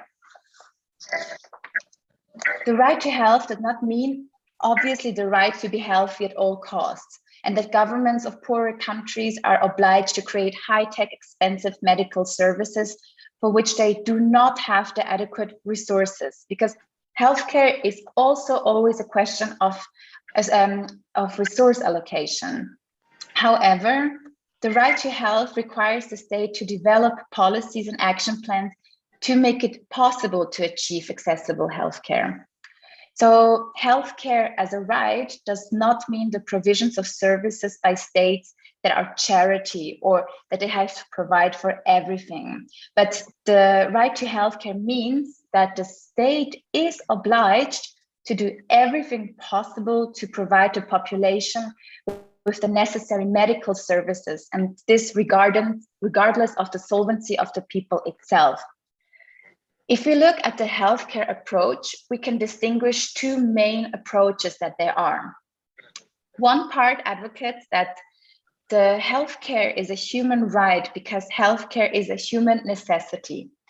This approach is also very dominant in European states, as we can see also in the Charter of Fundamental Rights. It is written down that healthcare should be provided. But there's other views on that. For example, a prominent state is the United States of America, where they see healthcare as a type of commodity which should be supplied by the market. So in the US, healthcare is not considered per se as a right or as a constitutional principle. There is no legal framework that provides the right to healthcare, but it's really seen that it is a service that is provided by the medical market. So it's not very equitable. If we look at healthcare, there are certain things that need to be provided. One of them is the notion of non-discrimination. So what do you understand under non-discrimination? It means that the health facilities, goods, and services must be accessible to all, especially the most vulnerable or marginalized groups in the population. And there's no discrimination, it's prohibited on any grounds. The second one is the physical accessibility. This means that the services must be in safe physical reach for all sections of the population. Here we can again see the marginalized groups, or especially in some countries, indigenous populations that have harder access to physical accessibility. The third one is the economic affordability, which is a question of equity as well. It means that health facilities, goods, and services must be affordable to pay for all. The payment of healthcare services, as well as services related to the underlying determinants of health, have to be based on this principle of equity. So it has to be ensured that whether they're privately or publicly provided, they should be affordable also for the groups that are then not really wealthy in the country. So it is not a disproportionate burden on the poorer people. The fourth one, information accessibility, includes the right to seek, receive impaired information and ideas about healthcare. And this is, again, this part of e-health that I see that's coming more and more, where it's like the accessibility is easier provided if we have places with a good digitalization. But it's also problematic, which we also heard in the presentation of Professor Hazelhouse, with the confidentiality of personal health data and of data that we send to the market. So if we look at the Convention on Economic, Social, and Cultural Rights, we can see that the state has the obligation for the right to healthcare, which is mainly to respect, protect, and fulfill. So what does that include? So the obligation to respect, it requires state parties to refrain from interfering directly or indirectly with the enjoyment of the right to health. The obligation to protect requires the state parties to take measures that prevent third parties from interfering with the right to health. And the obligation to fulfill requires state parties to adopt appropriate legislative, administrative, judicial, promotional, and other measures to make a realization to the right of health possible. But it is not always easy to say exactly which one of this it is that the state fulfills and needs to fulfill. Sometimes they are quite overlapping. If we look at the right to healthcare, one of the essential parts of it is actually the equal access to healthcare. If you look at the global level, healthcare reforms have found its way to the top of many policy agendas. So reasons for that are also escalating healthcare costs. Of course, now with the pandemic, there's supplies that need to be guaranteed. Also the aging population, and really the professional exhaustion of medical care staff. So the equal access to healthcare is a fundamental principle, which is a part of a human right to healthcare. The question is that victims of a violation of the human right to healthcare, equal access to healthcare here, it's important for them to have a judicial or quasi-judicial body that can educate the complaint in this regard. Justiciability contributes to protection and realization of the right to equal access to healthcare, and it determines further the meaning of this right. However, the justiciability of the human right to equal access to healthcare, especially here because it's an economic, social, and cultural right, is highly debated. So this is a very important question if you look at the right to healthcare and the fundamental right to healthcare. If it is justiciable or not, it very much depends on the country that it is dealt with. Of course, we have it written down in the Convention on Economic, Social, and Cultural Rights, but as I said, it's very debated if this is something that is justiciable or not. There is like the prevailing opinion that economic, social, and cultural rights are not judiciable. The claim is that they are vague and imprecisely determined. It makes it impossible to adequately determine their content or the resulting states to decide on their disability or not, or their violation or not in the specific case. The contra-argument is that it is like misguided to say that, for example, political rights are judiciable and then economic, social, and cultural rights are not. Therefore, they should be judiciable in any kind, in any sense. If we look, for example, in Europe with the European Convention on Human Rights, we can see that it has not been decided ever solely if the violation of an economic, social, or cultural right, but it has been put into the opinion that it has been decided with other rights. For example, with Article 3, the prohibition of torture, Article 2, the right to life, it has been made a decision on it, but never alone. So this is also quite interesting to see how this is in Indonesia or other neighboring states, and make a comparison and see what are the arguments behind it and what security it gives to the people if they want to claim that they didn't get equal access to healthcare.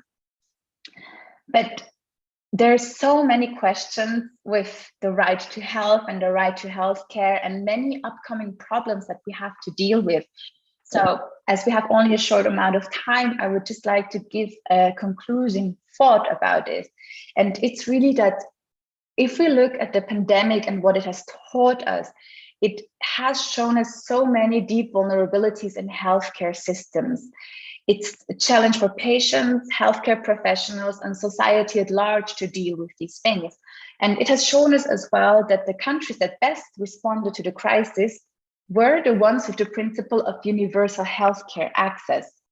So we saw also that countries who didn't have a good healthcare system, they had a higher mortality rate, and it was very, very stressful for them. And not only the pandemic, but general, like the way of life that we have now, with really this digitalization, globalization, and the really aging population shows us that we have a lot of things to think about. And also if we need to extend the understanding of the fundamental right of healthcare and maybe have new models like new public management approaches, or also e-health approaches, like where do we put the most important factors and see how we can develop them. But this is all things that we will voluntarily discuss at the summer school, and I'm also looking forward to all of your inputs there. So I would just thank you for your attention. Thank you, Eva. Before Philip begin his presentation, I would like to tell that since we have a limited time, maybe you can deliver your presentation in 10 or 15 minutes, Philip. The floor is yours now, Philip. Thank you. Okay, I have time now to make my presentation, or we make a break, 5 to 10 minutes. You can begin your presentation for 10 or 15. Okay, I will do a short presentation now. Just let me share my screen.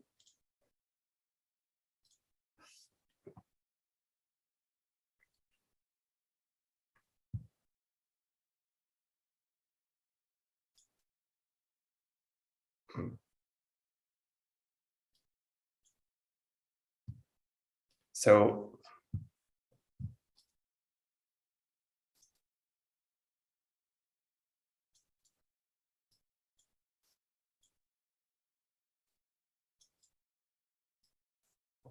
just a moment, I have difficulties.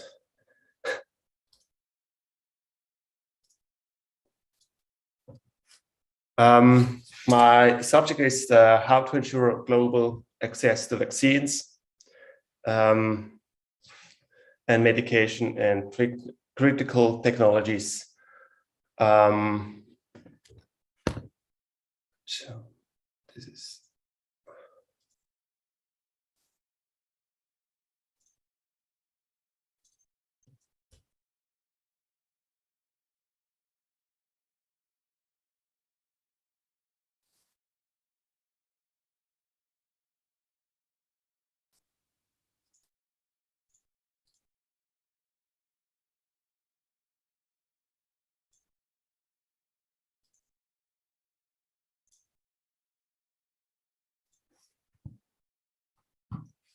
can we make a break? I have technical difficulties at the moment.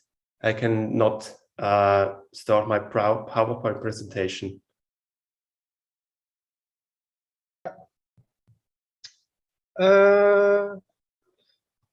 For our agenda, actually, after this, we will have a discussion table without a break. But if you need time to prepare your presentation, maybe 2 or 3 minutes if you want, Philip. Okay. Just a moment. Yes.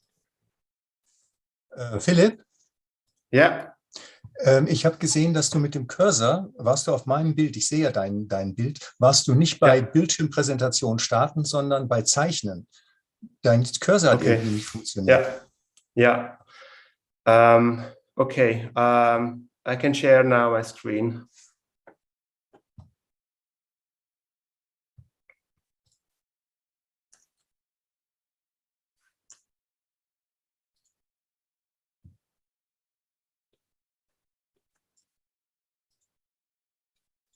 So, do you see now the presentation?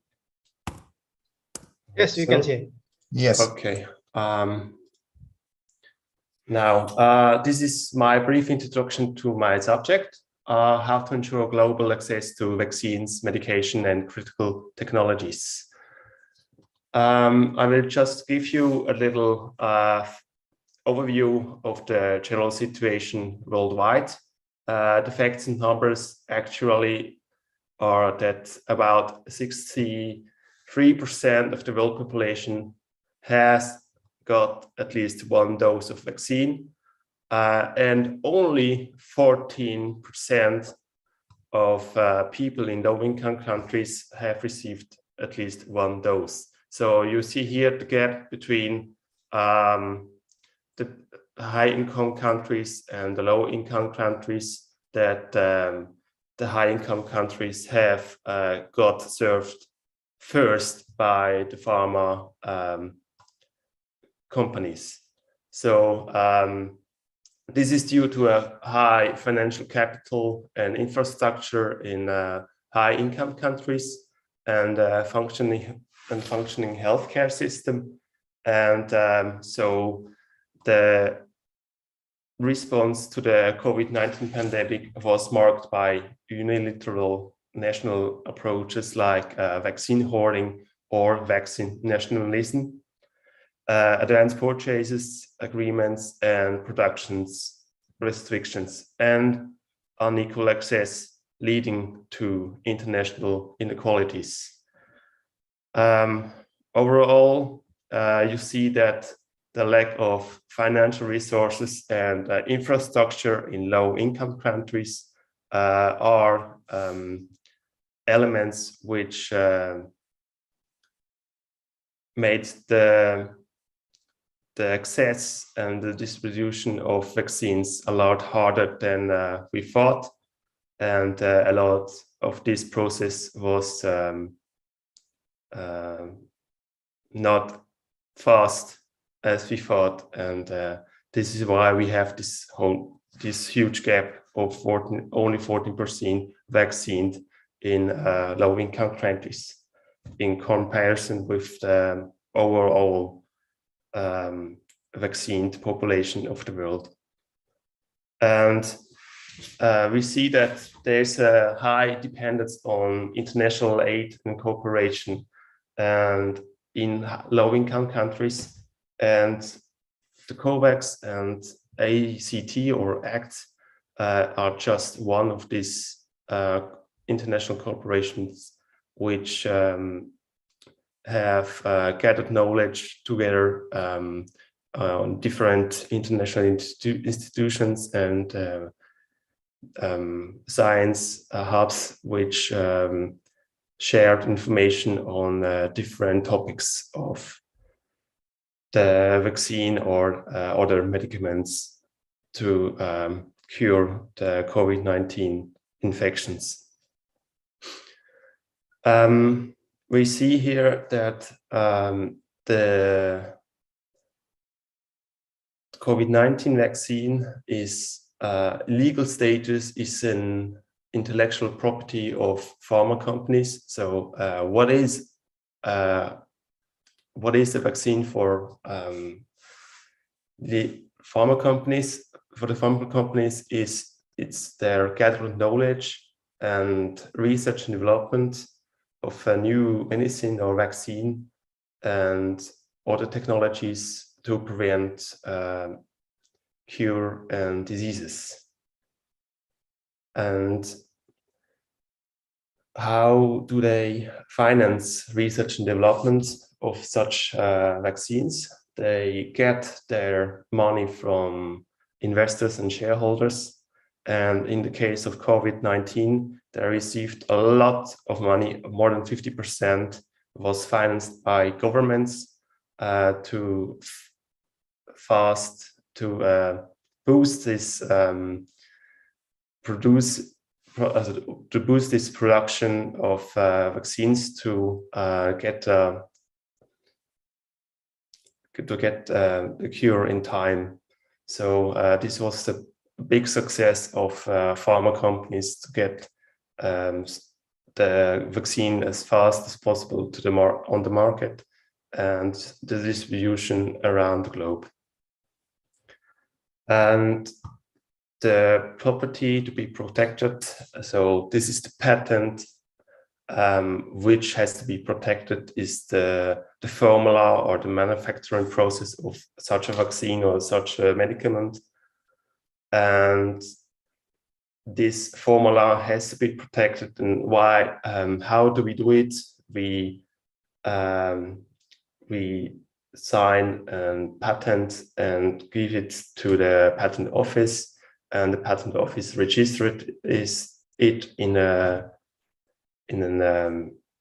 official register. And we have a different international register here in Europe, and worldwide it's the WIPO, the WIPO, and in the European region is the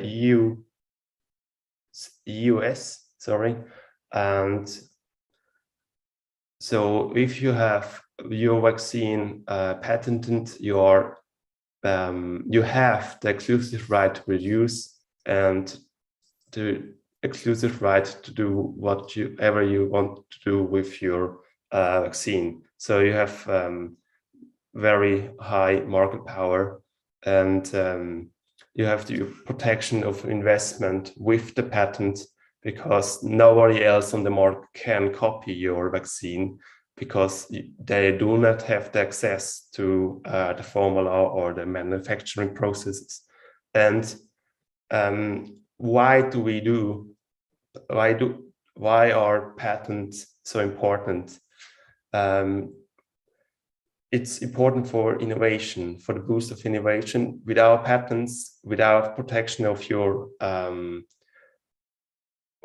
investors or of your financial capital of the company, you have not the intention to innovate something new, and to because you have to fear that it will be copied by other competitors on the market. So this is just one of the few reasons why patents are so important in the business world. So let me skip to the WTO,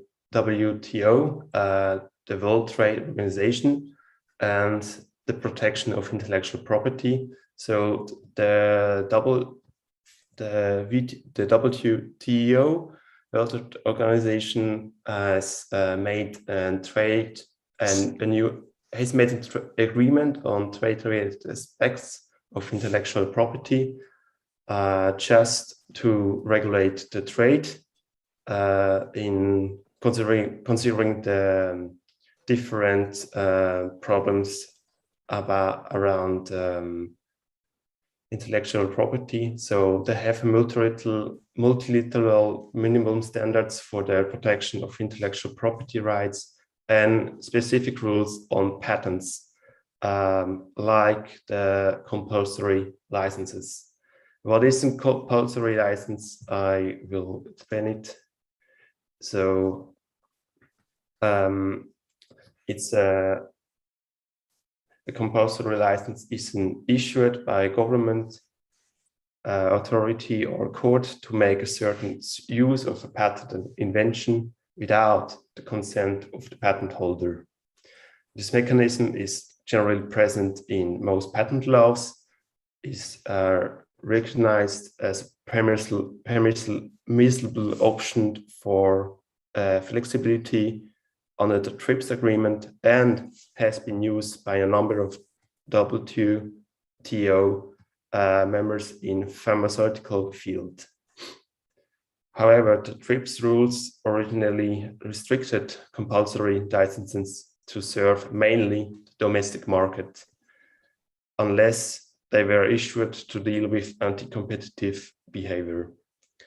And this is because there was a revision in January 2007, which granted better access to generic drugs for less developed countries without pharmaceutical industries.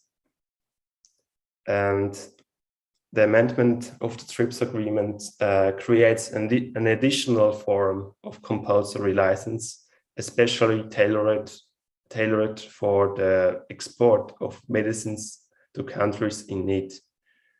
And the new Article 31 bis, which was created with this revision, gives full legal effect to the system and allows low-cost generic medicines to be produced and exported under compulsory license exclusively for purpose of serving the needs of countries that cannot manufacture those products themselves. However,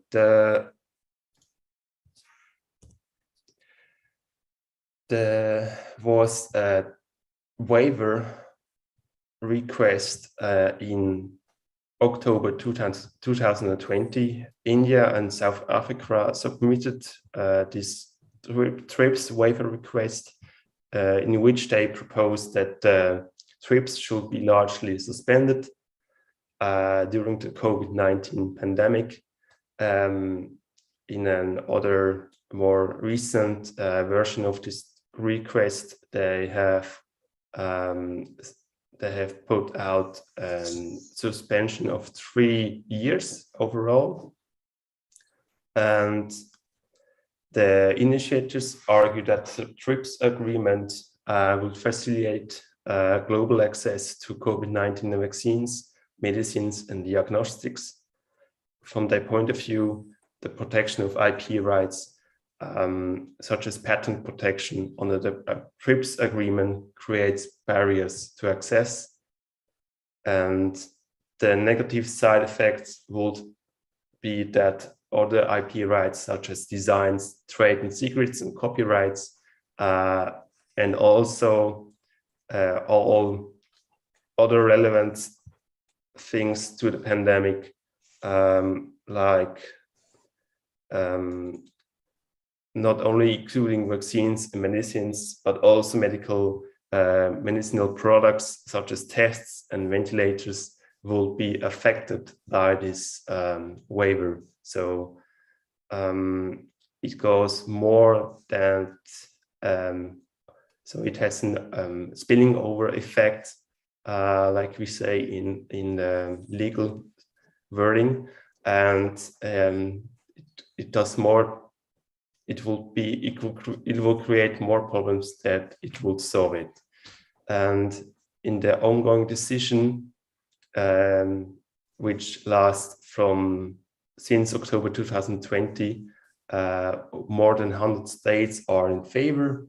So lastly, the US government, the Biden administration, changed their mind and supported a TRIPS waiver for vaccines. Lastly, also the Australia and New Zealand changed their opinion on the waiver and also support a waiver.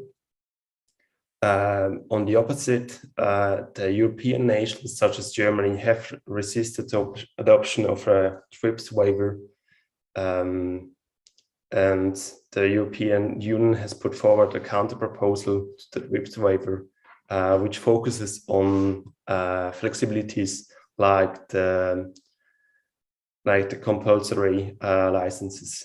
And I have a little update. In March 2020, a few days ago, there was nearly an agreement reached among the EU, the US, South Africa, and India, the two initiators of the TRIPS waiver. But there is not, it's an ongoing process, and not all elements are final, and yet not all the deals of the compromise have been ironed out, and that internal domestic constellations within the four members are still ongoing. So all 164 members of the WTO have to be included in discussions. So it's not yet finished, and we have about 1 year and a half of discussions on this TRIPS waiver. And as you see, it's a complex discussion and debate, and we have no solutions until this moment, and there are arguments in favor and arguments against, and this is just one short brief to let you think about what could cause the TRIPS waiver, and what are the negative side effects, and what would it do to the whole health system and to the whole business models of pharma companies. And I'm very glad to know you there in summer, and to meet you there, and to discuss this TRIPS waiver with you. I hope that the ongoing discussions will come to an end yearly, and we have very the security of what is right and what is not, what we can do and what we can't do. So thank you for your attention, and let me give you this well-deserved break. Thank you, Philip, for your lecture. And for that, we are proceeding to our next session, which is discussion session. Also joining with us as a discussion is Dr. Sasha Hart from Maastricht University. Good morning, Sasha. Good morning and good afternoon to Indonesia. Okay.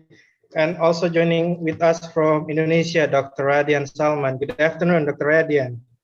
Good afternoon here in Indonesia and good morning in Europe. Okay. First, I would like to invite Dr. Sasha to give his comment about this lecture. Dr. Sasha. Thank you very much, Enrico, and welcome, welcome Radian. Good to see you again. Obviously, Radian is in Europe as well. We see the radiator in the background, which is typically not Indonesian. And thank you very much to Professor Hazelhouse and to Eva and Philip for their presentations. Well, there would be too much to comment actually for just a 1 hour discussion session, so I will keep it relatively short. But one thing that I noticed actually in all three of the presentations we just had, and also in the presentations that I heard in the hour before, is the many points of connection. And I think one thing that this really makes clear is that the interdisciplinary nature of the problem, and also of the summer school that we're preparing for today, is really both both a blessing and a curse. So the blessing is that there are so many connection points that we see here between the public health questions that are being addressed in the summer school and that have been addressed, for example, in the lecture of Professor Sukartini this morning, and the presentation that we have just heard by Eva, or between the presentations yesterday and the comments given by Professor Lee, and also what we have just heard in the presentation by Philip, and also in the presentation by Professor Hazelhouse earlier. So there is really much to talk about, and we have gathered people who really have a lot to say also to each other and just different disciplines that will have to work together in this, in solving this global problem. But then again, we see, and I very much agree with this tendency towards a renationalization, not only of the law, but also, I think, of the adjacent disciplines that all struggle with this common global problem. There is far too much purely national debate and research and discussion going on under exclusion of the international dimension. But then again, when we do research internationally, and when we try to collaborate internationally and interdisciplinarity, we face the problem of missing data, but we also face the problem of systemic incompatibilities, and that things simply work very differently in different systems. So this is something that I also just observe as hearing your presentations, and that I agree with, but that I see as a problem and a challenge, which I think the summer school is a very good forum to engage with these problems. I was very intrigued by the comments Professor Hazelhouse made about the inclusion and exclusion dimensions of these of the problem. On the one hand, we have inclusion because, indeed, as you say, the problem is the same across the board, and that's rarely ever the case when we talk. I'm a constitutional lawyer as well, engaging in comparative constitutional law majorly. And when we normally have such discussions, we rarely ever have really the same problem in the same intensity across the board in very different systems. So in that sense, I agree, even though that sounds cynical, that this present situation, the pandemic, also is a chance, because we have something to communicate about on a level playing field very much. But then we saw in the last presentation that the playing field is actually not so level at all, certainly because many legal standards are in fact double standards, and we are quite far from approaching the solutions as globally as we should. So this is also a discussion which I'm looking forward to hear more about during the summer school. So my main point in discussion is a positive note that there are so many points of connection that we can observe when we hear the different presentations from the different academic fields, the lawyers, the public health experts, the governance experts, and also even the human resources experts that we have heard across the 2 days. So these points of connections make me very happy, positive, and expectant of the summer school that is to come. Of course, this pre-event today mainly serves as a teaser. It's opening up the questions and not giving the answers. I did the same yesterday, and so did the other speakers yesterday. So I hope our attendants will all agree that it's very much worth their while to come to June and not just listen to answers, because that's not what we're going to do. We're going to work on the answers together with you. So please be warmly invited to all the participants and all the audience today to engage in thinking with us together, because as Professor Hazelhouse very correctly stated, we need input. because this is not a knowledge transfer.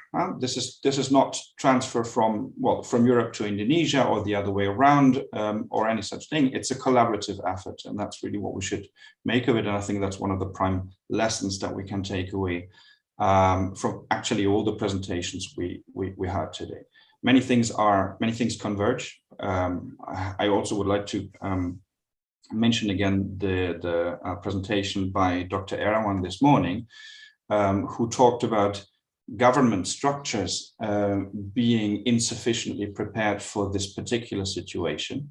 This reverberates with things that Professor Hazelhouse has mentioned. We have government structures in place for other types of crises, but one part of the problem with this crisis is that structures were simply insufficiently present, sometimes not present at all. And that is by far not an Indonesian problem. It's a global problem. I see this in the countries that I've mainly worked on here in Europe, just as much.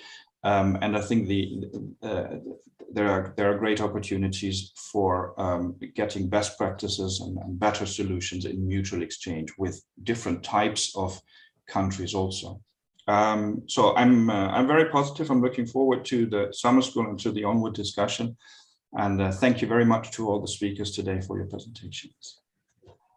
Thank you, Dr. Sasha, for your comments. And now I would like to invite Dr. Radian to give his comment. Dr. Radian. Okay, thank you, moderator Enrico. I'm happy to deliver my point, not to give comment actually for Professor Hazelhouse and other speakers, but I would like to use the point from speakers before me to reflect an Indonesian situation concerning pandemic COVID-19. I have some note, of course, because I'm a constitutional lawyer, I want to give some note concerning the situation that already mentioned, especially by Professor Hazelhouse. First issue is concerning presidential power in time of health emergency. Here in Indonesia, after election in 2019 is a very, very weak opposition in the parliament. You see that the president now is supported by 87% member of the parliament, which is only from 10 political party in the parliament, only 2, but actually only 1 as a opposition. The another one party is sometimes opposite the president, but another time also support the president. So this is a problem for criticizing the policy and strategy of the president dealing with COVID-19. So this is not the problem because of the pandemic, but this is problem come from the political constellation here in Indonesia. But then, in my view, the impact is there is no actually, in fact, there is no opposition or any criticize to the president policy on strategy dealing with emergency situation in terms of pandemic. Second is that because the time is, let's say, not it's not a political emergency, no, but health emergency. Then the government, of course, the president, of course, is the sole actor to make a decision. Yeah, so that's why even we have policy on regional autonomy or decentralization, but during pandemic COVID, I say that there is no decentralization in Indonesia actually, because the president, because the central government took centralized policy and strategy to respond pandemic COVID-19. The third, the government recognized that if we want to come to the endemic phase, then we have to accelerate our vaccination program. And the government realized that if it is only done by Ministry of Health and also regional government, then we don't have any significant high rate of vaccination. So that's why if you see in many news in here in Indonesia that presidents order to the police commander and the military to have a program for vaccination. So this is, in my view, even this is of course in the border of presidential power. It shows that the president used a military force for facing a situation of COVID-19. That's first issue concerning the presidential power. Second issue is now this is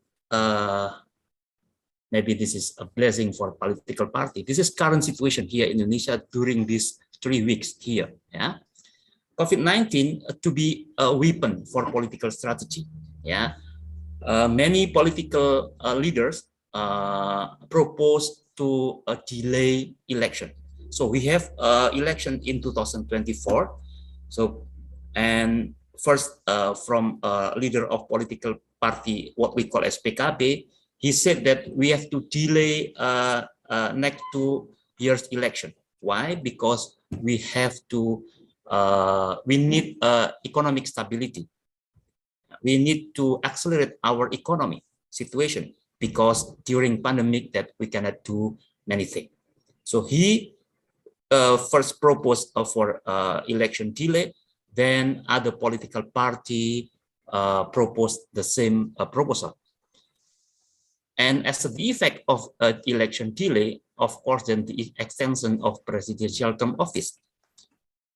Jokowi, our president, will be stepped down on 2024, and the proposal for election delay is for 1 until 2 years.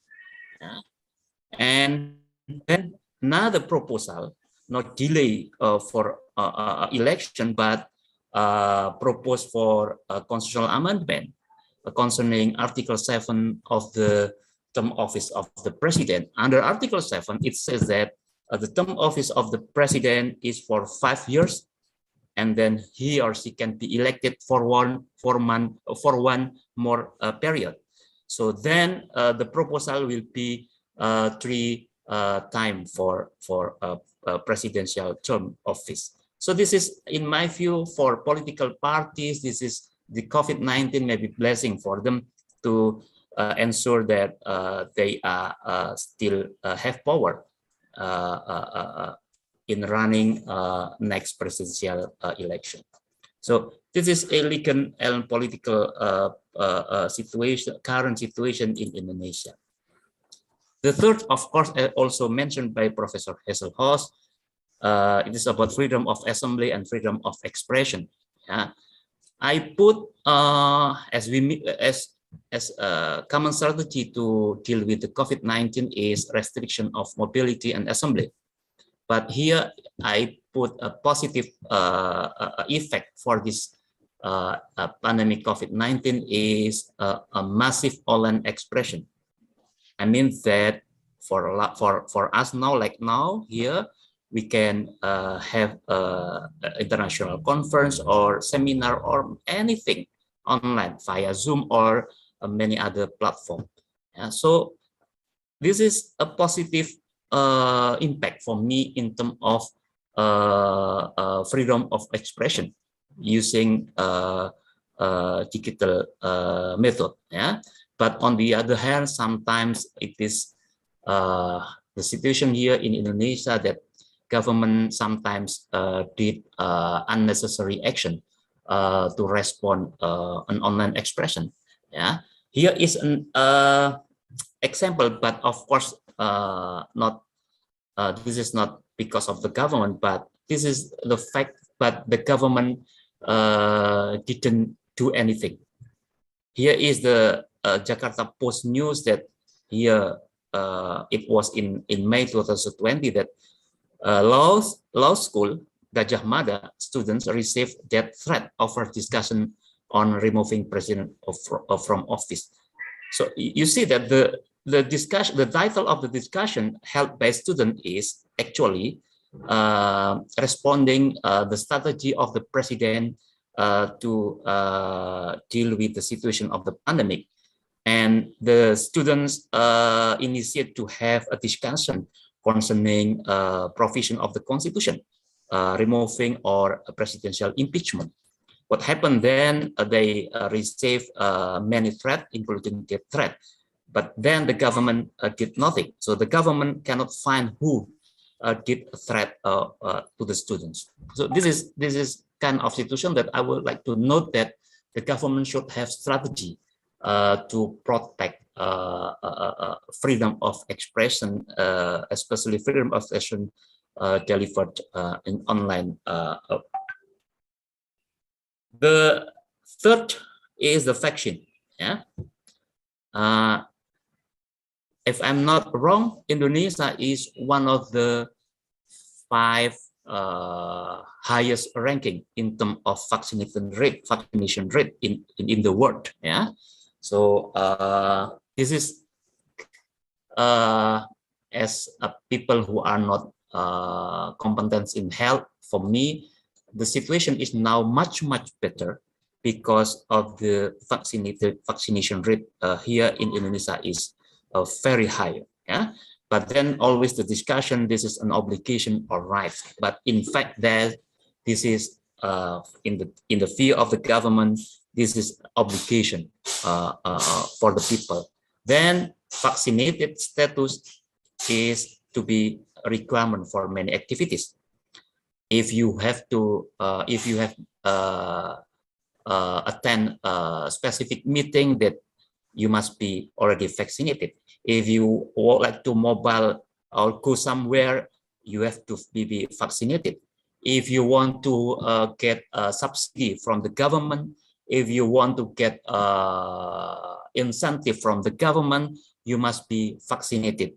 This is the way of the government to reach a highest vaccination to deal with the situation of the pandemic COVID-19. The last one is the issue of good governance. Yeah, this is a positive impact, maybe in my view, because then the government change strategy at least to deliver their public service to the people, from manual to the digital to the online. This is for me one of the positive impact concerning effective and efficient delivery of a public service to the people. But then the problem still that it is a weak of citizen data protection. For example, we have in our mobile phone what we call as Peduli Lindungi. This is a health control situation for people. If you want to go somewhere, for example, if you if you visit to the shopping mall, then you have to click and register, and it means that you are there. And it is also to calculate how many visitor and how many capacity for that place. That's good, but then we still don't believe to the government concerning our data protection. I think that's all issue that just want to see and to show the situation here in Indonesia in the perspective of legal or constitutional perspective concerning COVID-19. Thank you very much. Okay, thank you, Dr. Radian. And I would like to open the discussion table to our participants to share their experience, like Professor Sebastian talked. Oh, Professor Hesselus, raise your hand. Do you want to have any comment? Yes, a short comment. Thanks for this these comments. Please, for our discussion, in Switzerland, in academic discussions, we always use our first name. So I'm Sebastian, and I'm happy to talk to you on that basis. Yeah, just let me invite you to give me some insights. That was very interesting to listen to Radian and his Indonesian experiences. We don't need a perspective, just an experience. And I realized while you were talking that this is so interesting. You know, the challenge of the interdisciplinary approach we have is, here's the comparative law approach. It's like making friends. Just tell me from your discipline, what are your issues? And I try to translate it in my discipline. And it's very interesting to see that I didn't realize that if we find a solution for political rights in Switzerland, in electronic solution, we can offer that in the legal debate as an example of a less intrusive measure which could be used. And of course, we have the same tendency to have a more centralized approach by government in the crisis. And again, we could share together our experiences of less and more intrusive measures. So please be ready just to talk from your discipline and tell me your experiences. Thank you, Professor. Again, I would like to encourage to all participants to share their experience regarding about the COVID situation in their respective country, because we, as I know that we have a lot of participants, not only from Indonesia. Maybe you can share what happened in your country right now about COVID. Any participant, maybe?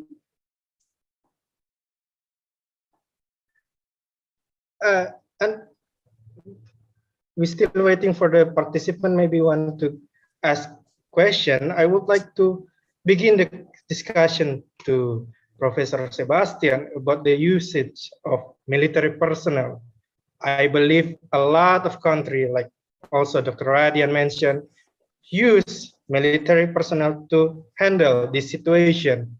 The reason that I gather is basically the civilian healthcare doesn't have the enough resilience to handle the situation. So they need backup from the military personnel. When is we consider the usage of military personnel as danger, or maybe if I borrow a racing term, red flag, it is a red flag. Maybe Dr. Professor Sebastian, yeah, if you have any comment about usage of military. That was interesting to hear from Radian.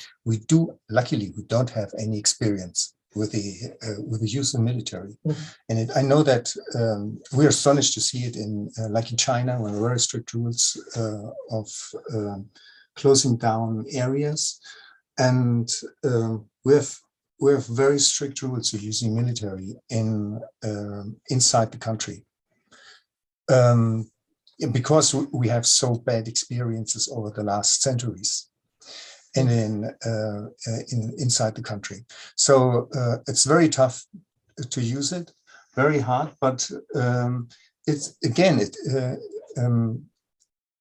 when we see it on the international level, and there's a human rights approach, yeah, and I'm familiar with the human rights approach. If you have a human rights approach, you may deviate from some human rights preconditions by claiming an emergency situation. However, in the European Convention on Human Rights, if you claim an emergency situation, there's still a test of proportionality, which applies, which is not as strictly, because in an emergency situation, you don't have time to check on every less intrusive measure, which is the task for science, for academia, to prepare that and to offer less intrusive instruments. But still, there is the need of justification under the UN covenant as well, even in a time of emergency. So yeah, of course, then we have to wait to balance the interests. And let's say in a country like China, which is very much working on its very successful in economic ways, and it's absolutely necessary for the internal peace to keep this success going. People, the government and the people are more inclined to accept restrictions with the justification of the economy. We have to keep the economy going. Yeah, so for different countries, the balance, the exact balance is different. Is different, but there's a framework for it, and you have to keep that in account. In the military answer is the last one. Should always be an ultima ratio. Okay, thank you, Professor Sebastian, for your answer. Let me add, excuse me. Okay. This is for, I'm not prepared to answer your questions fully. Yeah, I will give you the full answer in June, okay? Okay, thank you. Thank you very much. And I see that we have some participants raise their hand.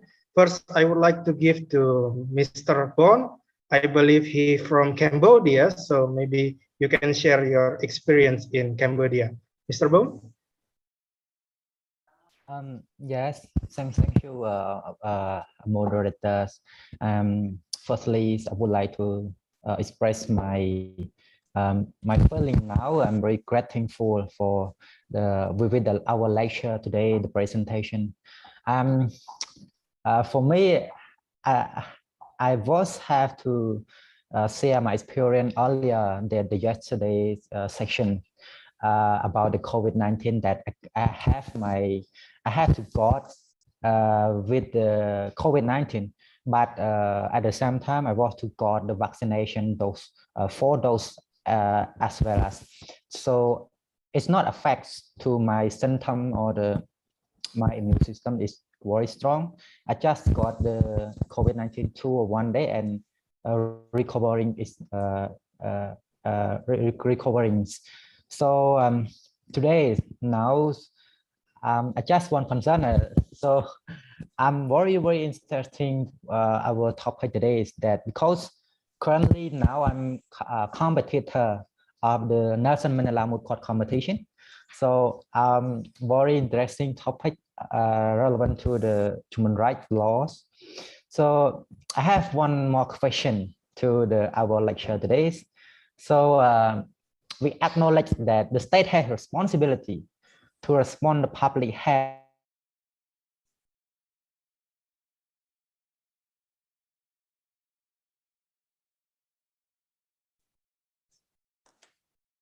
Hello, Mr. Bon?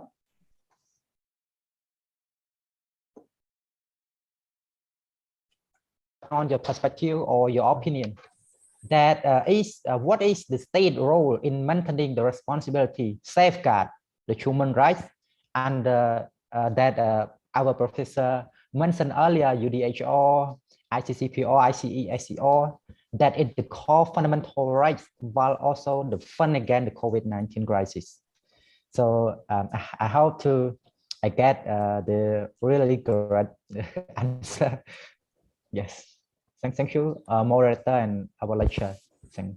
Very interesting question. Unfortunately, your picture and the tone was frozen in between, but I think I got the main question is how far does the state responsibility go in fighting the pandemic?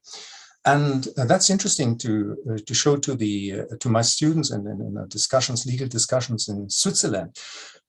Basically here in Switzerland and it depends. First of all, it's a question for all of us. All our states have some human rights or human rights with a certain legal meaning, and we are part of the UN Convention. So it's a human rights question for all of us. However, you all know the exact answers will be found on the national level, taking into account all our institutional, constitutional background. So there might be differences in the right national answers. However, in my experience in Switzerland, in Europe, is we do have this, we include the economy in fighting diseases. So this is, the freedom goes hand in hand with the responsibility of the individual. So we have individual responsibility, and the state is offering chances to have securities and so on, to have offers basic help for that. And the state only took over to interfere with the human rights of the fundamental human rights for safeguarding the life of people. If this would have not been a deadly disease, there wouldn't have been hardly any intrusive measures by the state. We would have tried to solve it on a free, democratic, economic, individual basis with individual responses. So I think the threshold is the danger for life, the risk for life, and that allowed for very intrusive measures in the freedom of non-affected or the other people. And it's interesting to see now with because that depends on in practice on the variants. With the Delta variant, there was a big risk for life. With the Omicron variant, there's still a risk, but not a big risk for life. And so the answer is, from a human right perspective, it's the human rights of others, and the human right to life is, of course, a very highly regarded human right and has a lot of weight in the balancing process and in the outcome. Interesting to see is, because I'm not only a human rights lawyer, of course I'm a public lawyer, with COVID, we have this very individual problem of long-time COVID. But for me, as a person working with my brain, long-time COVID would be pretty disastrous for my job. So I'm very cautious on this. However, now we can see in law that we have this, the radar of the state is there a risk for life? But below the radar, we have to organize help as well with legal terms. And people who are affected by a long-time COVID, who might lose their jobs, they might reduce their working hours. That is a problem, a practical problem in society, and we have to address it in our social state. It's pretty similar to the idea of social state, where we have human rights granting a minimum of housing, a minimum of medicine, but only to survive. And then we have a broad area for margin of appreciation for governments, for political parties, how much they want to help. Yeah, but this has to be a discussion in society, but of course a discussion in law as well. What are instruments? How can we help people who are affected below the risk of life? Okay, thank you, Mr. Bong and Professor Sebastian again. I would like to invite. Yeah, I would like to invite Miss Eva. Thank you, Enrico. I just wanted to ask a follow-up question because we were talking about intrusive measures from the state and what their responsibility is. So I was quite curious, as we have like Indonesia representatives in Cambodia and probably a lot of other countries, to give maybe an input, because you said that Indonesia has one of the highest vaccination rates. So I was curious about the informational campaign that was maybe in your countries. So we go into information accessibility and also digitalization with health information. How was that, and how is also the distribution of the vaccinations in your countries? Like, was that easy accessible, or was that even hard to get at some point because of the distance from some places? Yeah, about vaccination, maybe Dr. Made want to add about vaccination, because this is her presentation before. Dr. Made, if you're still with us. Yeah, I'm still. Thank you, Dr. Iva, regarding the vaccination access in Indonesia recently is not really difficult. The government already provide the vaccination and encourage the vaccination process to all of the region and the community in Indonesia. They distribute the vaccination up to the village levels, and in the village level, when there are some community or household member that is not easily come to the public health service, we call it is puskesmas. So the health worker is encouraged to come to the side of the community member and get the vaccination over there. And the local government, especially at the village leader, strongly encourage to all the village member to get vaccine as soon as possible. They come door to door to get the schedule. Okay, tomorrow is your schedule at this time. So to prevent the crowded member in the site. So they strictly schedule. If you cannot attend at this time, we can reschedule it, or we can come to your home to get the vaccine. So I think the government is very cooperative, very responsive to provide the vaccination in order to get all the community member already vaccinated until the booster vaccine. So here in surrounding my village, here in Surabaya, either in Bali, all the community mostly already get the first booster of the vaccination. So I believe this is one of the government intervention which is good for the health community, because as the Professor Sebastian said, healthy is our responsibility, our own responsibility.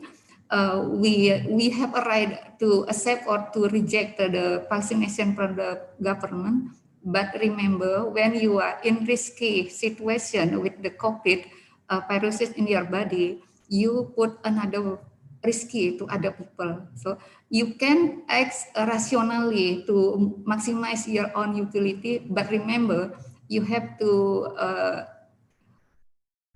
behave altruistically, that you can put another risky to other people. So answering to Dr. Ipa, as well as my comment to Dr. Rahadian, military involvement in the situation of the vaccination is not really how to against the human right, but I think this is a way of government to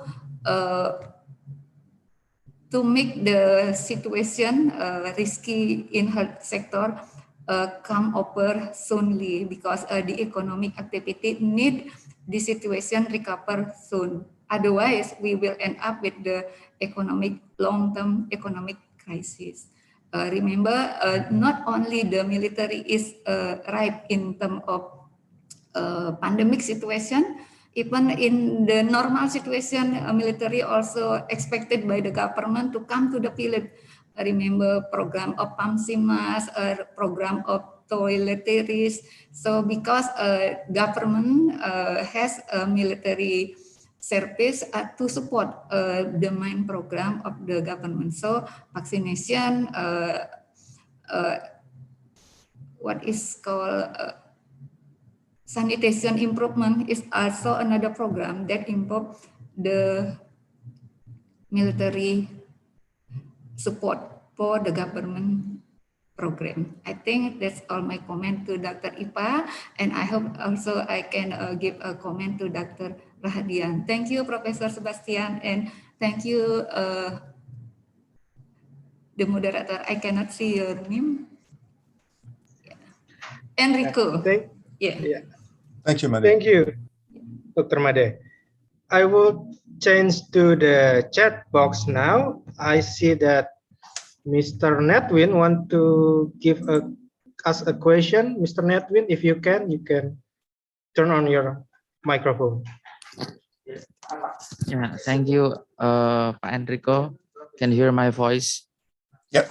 Yes, yes. Okay. Yeah. It's a pleasure to meet Prof. Sebastian and the others in this amazing webinar. What I'm going to ask is actually a little bit out of context. It's about sustainability, where it's the background of research of Mr. Sebastian. In this session, I would like to ask about the standard that we should have actually in the especially in the pandemic. What is it? Age like this, I think. Actually, I'm not from academician background or something. I work in a manufacturing company, which is we have to comply with several standards. Like maybe Mr. Professor Sebastian already heard about like EcoVadis maybe, or SEDEX, or another standards coming from Europe. Since our customers come from global market, I think it's a good to me if I can get your input about this this issue. And also there's an assessment about COVID-19. I mean, all of the companies are recommended to follow some assessments from our like global standards certification body or something like that. And we have to disclose many things about what is going on actually in our company. So some contradictory opinion came up when what is it the name? There are some people who don't really agree to disclose their situation. You know what I'm talking, right? I mean, like when they are whether they are negative or positive result from the what is it, the antigen test, that one or something like that. So it becomes one of the issues happened in some manufacturing areas, especially in Sidoarjo maybe. That's my questions. I hope you are I hope it's okay with you to answer it. Thank you. Yeah, thank you, Nedwin, for these questions. I'm not familiar with the standards. Are these ecological standards, sustainability standards? You have to, but basically it's very interesting to see. So there are different approaches. Two lines of argument I see. One is an argument which is currently under debate in Europe very much, is the liability and the responsibility of companies in international trade for their trade partners and for the products. Yeah. And I have never dared to dream of this, but the incredible the momentum, the movement has gained momentum, and it's not only debated in the European Union. They will come up with rules on liability, on due diligence first, not liability, but due diligence with regard to working conditions in other countries, in countries delivering parts to their products, and on the human rights conditions. And this could include in future the answers in different countries to pandemics. Yeah? So we see with this responsibility taking on the one side and due diligence responsibility grows an interest in the answers on the other side. Yeah. So although it's not global, it's not supranational, it's not international, the response, you see that when we're looking for our national responses to challenges, we take more and more into account the expectations of other countries. Yeah? And that's a very interesting thought, insight, that this reaches down to the companies and has an effect on the discussion in the company. That's my first answer. The second answer, I came across, forgive me. I'm very open to. I'm a very curious person. That's why I'm an academic researcher, and I'm open to all these influences. And lately, I realized that the pandemics in the world, most of the pandemics, not the epidemics, the pandemics in the world over the thousands of years has mostly been transported by animals. And it started with people living close to animals, agricultural changes in Mesopotamia, and living close because of bad hygienic situations close to rats and the fleas of rats with a pestilence, or I don't know the English word for it, forgotten the English word, you know what I mean, the Black Death, claiming 50 million deaths in the Middle Ages. And if the origin of our pandemic now is Wuhan, and in Wuhan the marketplace, it's close to these animals, and it's said that HIV is from chasing more, coming closer in contact to apes carrying the HIV virus. And there might be an economic background of people being too poor to live on cattle, and then they tend to go more to the jungle and try to hunt even apes to eat them, and that could spread the virus. So interesting. And then I had this idea. It's interesting to see for sustainability, it's how we live together with animals.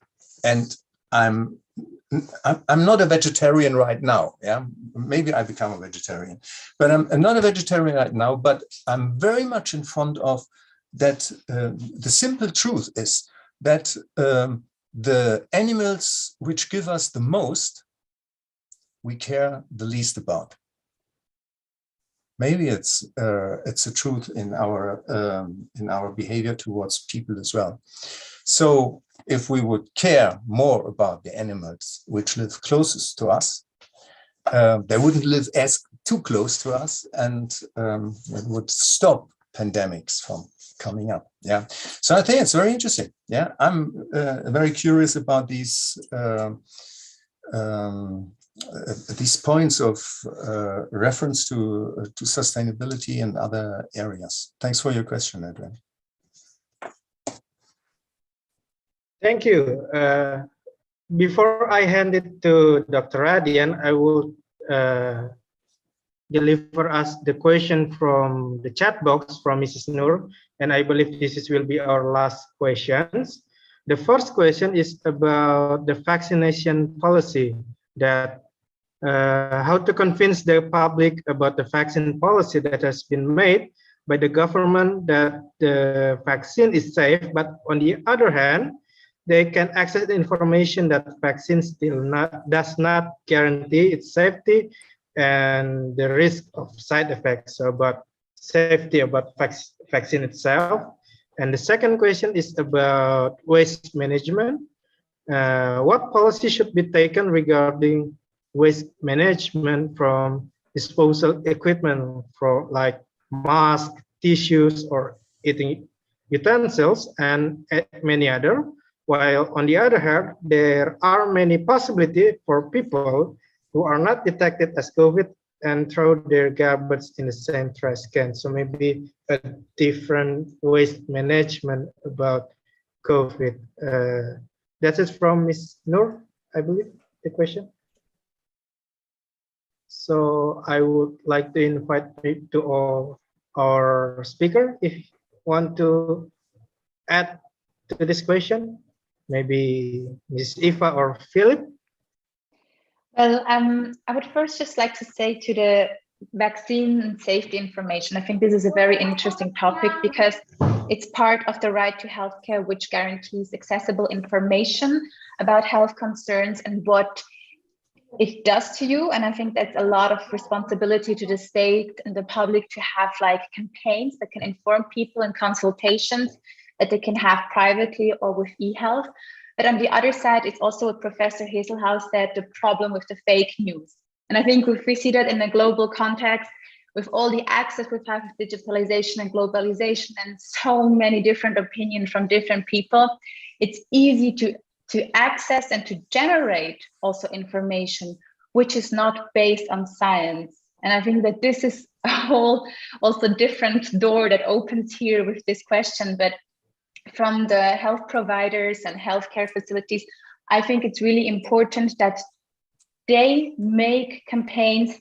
And I heard like in Indonesia with the vaccination, then went personally to doors to schedule appointments with people. So if people have questions, that they have adequate professionals who can give the relevant information and to clarify.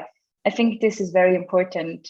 And the second question with the waste management is, of course, also concerned with the question that Nedvin was asking about the factories. I don't know how the waste system, of course, works in Indonesia, but it would be very interesting to see. In Europe, we have quite an elaborated waste management. But of course, you have to differentiate between private household supplies and medical care supplies from the hospitals, how they have completely different regulations. So this is an interesting question, which I don't know the answer to that. If I may add, was for the first question, very, very interesting question. And just a short comment, I use this because we had this break in societies of people in favor of vaccination and people against vaccination, and which threatens to tear the society apart. Yeah. Then how do you overcome that? And now we have the rules at the moment in teaching are the classes without masks. I enter the class with a mask, yeah, and then I drop it. It's my calculated risk. Well, it's my own safety measure. And then in law, in human rights law, you can. This is the rationalization. You come to the weighting of the arguments and say, give me your arguments. Not your fear, but your arguments. And then they come up, and there's one case, I think there's one case of a young man dying from the vaccine in the United States, I don't know, then worldwide or something like that. There's one case. And we have, I don't know, a billion of vaccines. So it's not, I say, it's not, I take it. It's a fact, but then we take it in a percentage, and it's a 0.0000001%. Yeah, and then we come to, but the question on the other side is not easy to answer, because even if you're vaccinated, you still can have a breakthrough of the so it's not a 100% deal.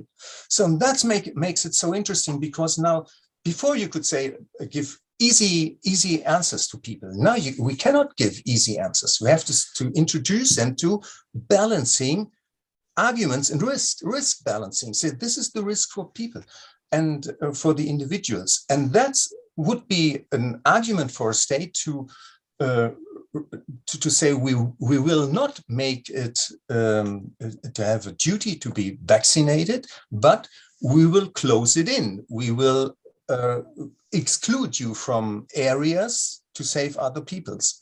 Could be. But it's a very interesting point. And that's what I started with, where we need, where government has to ask academic science to deliver data. Yeah, it's very interesting, very necessary for our rationalization and for the weighting, legal weighting of arguments. Okay, thank you again, Ms. Eva and Professor Sebastian. And I believe will be our last question for this discussion session. I would like to give it to Mr. Radian, since he raised his hand. Dr. Radian, do you have any? Yes, thank you. Just very quick comment to, not to clarify, but that what I propose concerning the use of military forces in time of health emergency is a question for a next study, I think. Yeah, I didn't say that it is threat for human rights, no, because a lot of people support the participation and the role of the military forces here in Indonesia to accelerate vaccination. But then the question from constitutional law perspective is, what actually is the role of the military forces, and how far the limitation of the military forces in time of emergency, health emergency. That's first question. Then the second is, this is very interesting situation in Indonesia, is that state intelligence agency here in Indonesia, in time of COVID, this institution distribute medical, not only medicine, but also medical kit to support the government dealing with COVID-19. If you heard about this intelligence agency unit, especially in Universitas Airlangga, they have cooperation with Universitas Airlangga for trial medicine for COVID-19. Then for me as a civilian, then the question, whoa, is that the proper role of the intelligence agency, state intelligence agency in terms of COVID-19? So this is a very interesting situation that we don't have a answer in the black letter law. So this is will be a next going discussion, I think. Thank you. Yeah, that's a very interesting question, and I realized I'm happy that you're closing this with your question again on the military, because I realized we use the military as well in Switzerland. You know, we have the military and we have the civil, the peace service. This is the alternative to the military. So in a time of crisis, you're desperately looking for people who are available to help you, and so we asked the military. In Germany, they asked the military to come up with tents where people could be vaccinated to deliver the rooms for this. And in Switzerland, we had a good chance, they were happy to do that for the peace servants to help the people. And that helped us a lot to have a fantastic, to show the population that the assistant measures are absolutely functioning in Switzerland. I was impressed myself to go there, and it was so easy, and everybody was glad to help and do that. But it's interesting, two questions I think arise with this. It's interesting to see. One is, what is with the initial purpose of these official servants, like military intelligence service? And it's fantastic to hear about that, to see what is happening in the world. And but on the other hand, it's interesting for the soldiers as well. Soldiers who have entered into the military service mainly to defend the country. Can we ask them to put their life at risk for defending a pandemic? That's an interesting question as well. I'll take it down, and I hope I can provide some more answers in German. Okay. Once again, thank you very much, Dr. Sebastian, for your answer and your lecture. Also, I would like to thank Eva and Philip for the lecture, and also I would like to thank the discussion, Dr. Sasha and Dr. Radian, and all of the participants who participate in this discussion.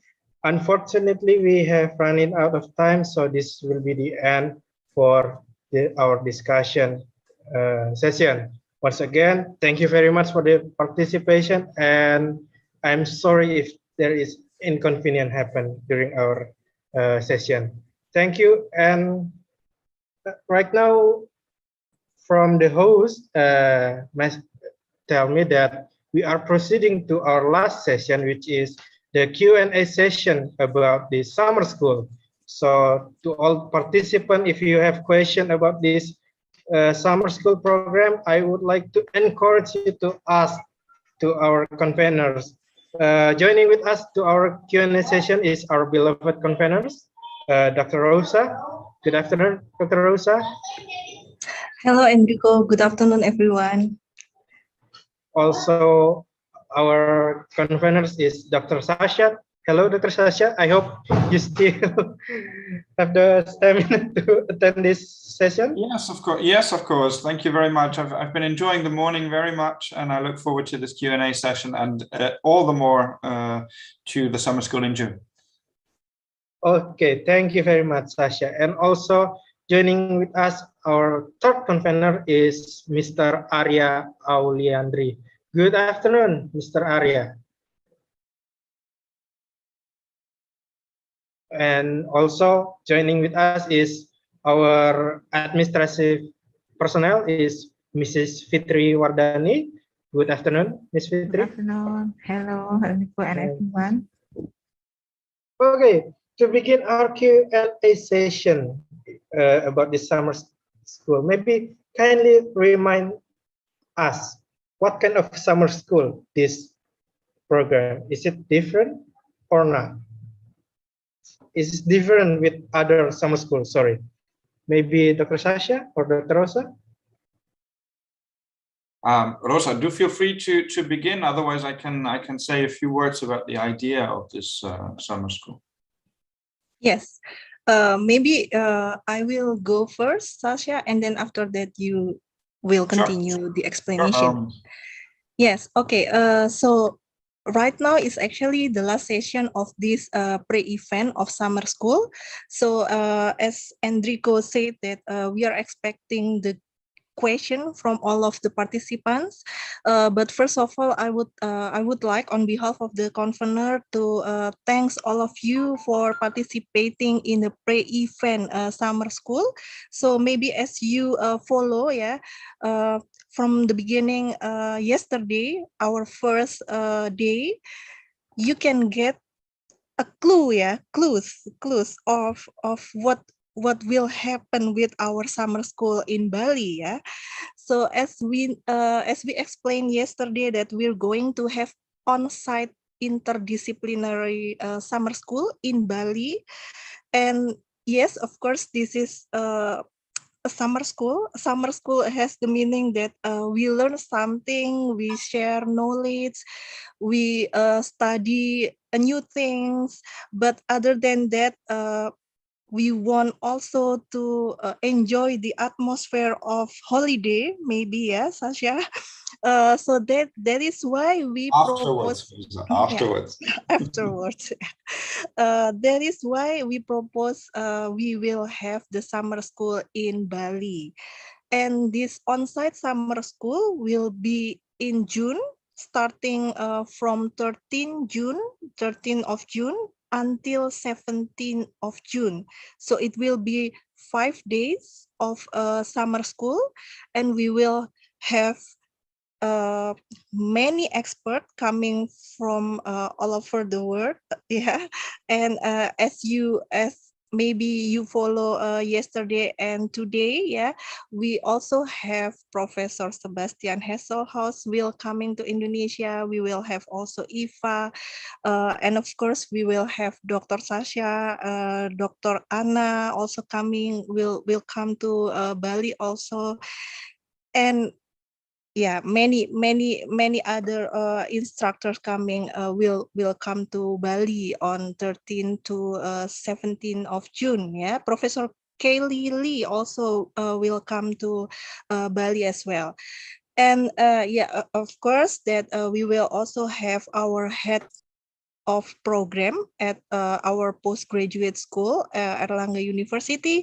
And as maybe you know that this summer school is hosted by a collaboration incredible institution.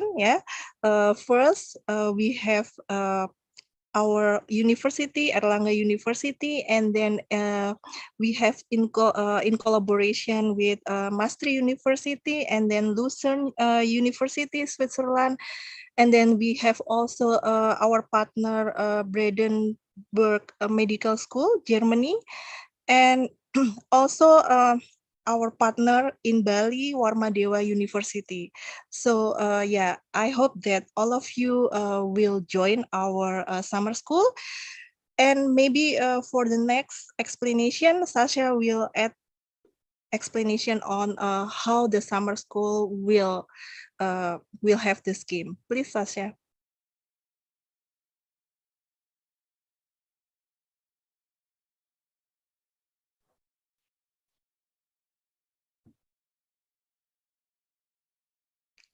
Sasha is not here. Sasha? I think Dr. Sasha is out of the session temporarily. I'm back. Okay. I'm back. My okay. my internet cut out. I'm very sorry about that. I hope you can hear me again. Yes, we can. Yes. I missed. Unfortunately, I missed the.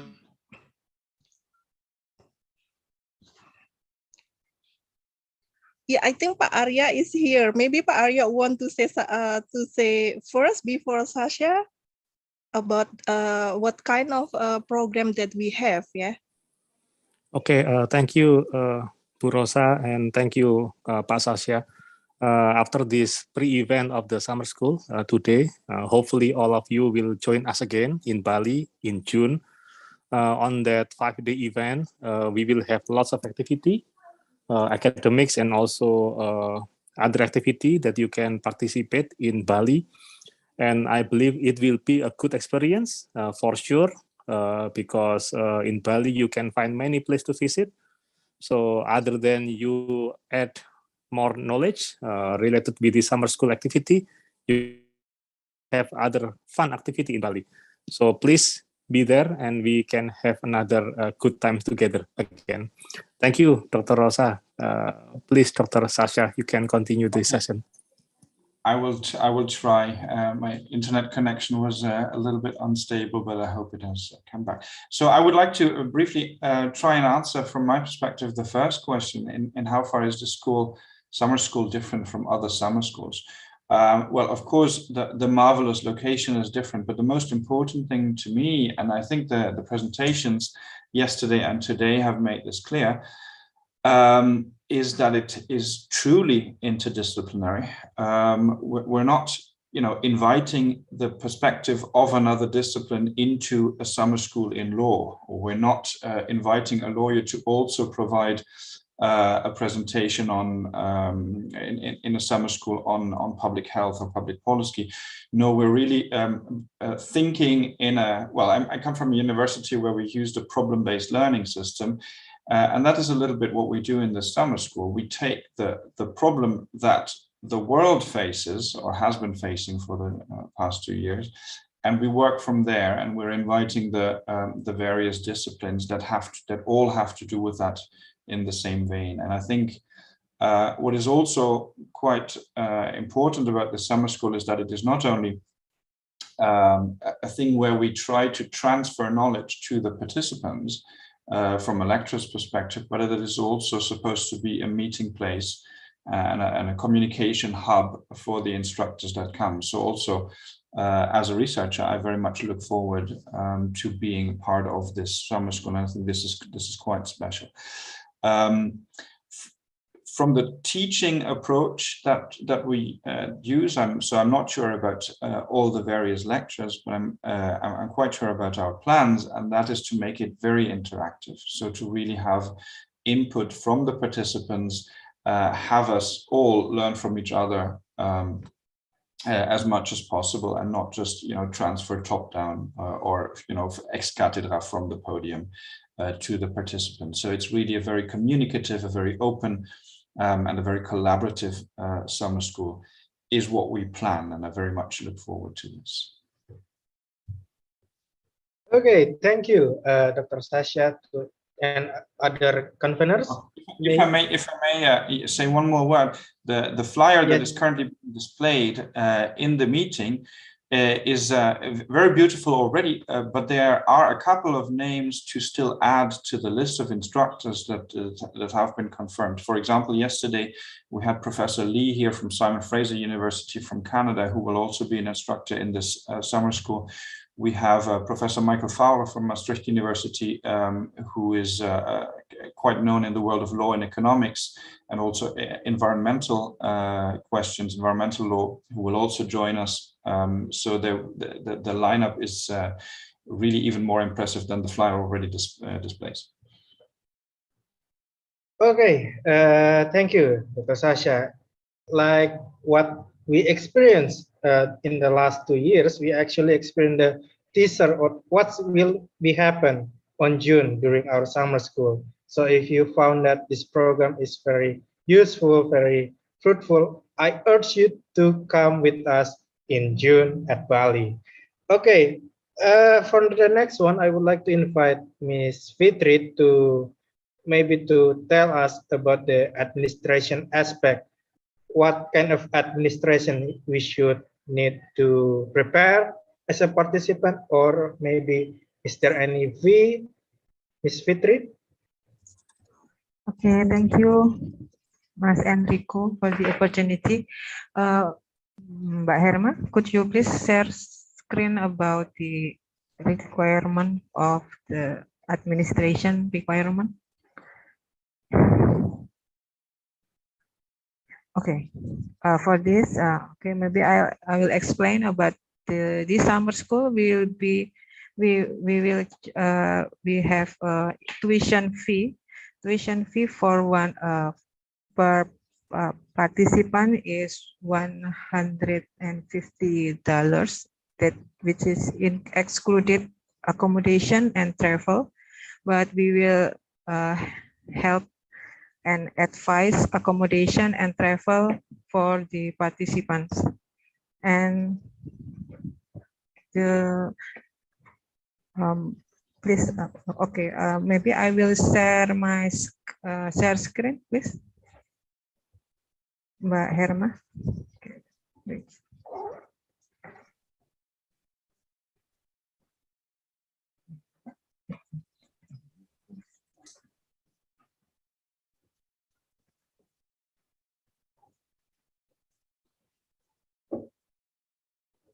Okay.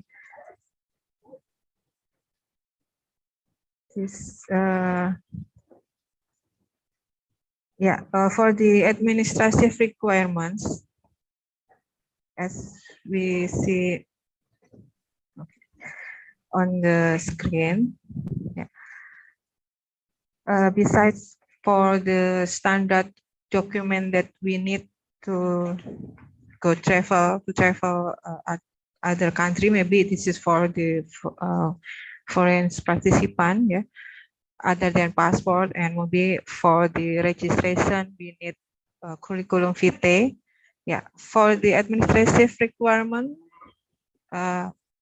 it is when in a pandemic situation. First is a second dose of vaccine certificate, which is could be physical or digital, and minimum 14 days before departure. And the second is letter of assignment from faculty or university of the participant who is a student.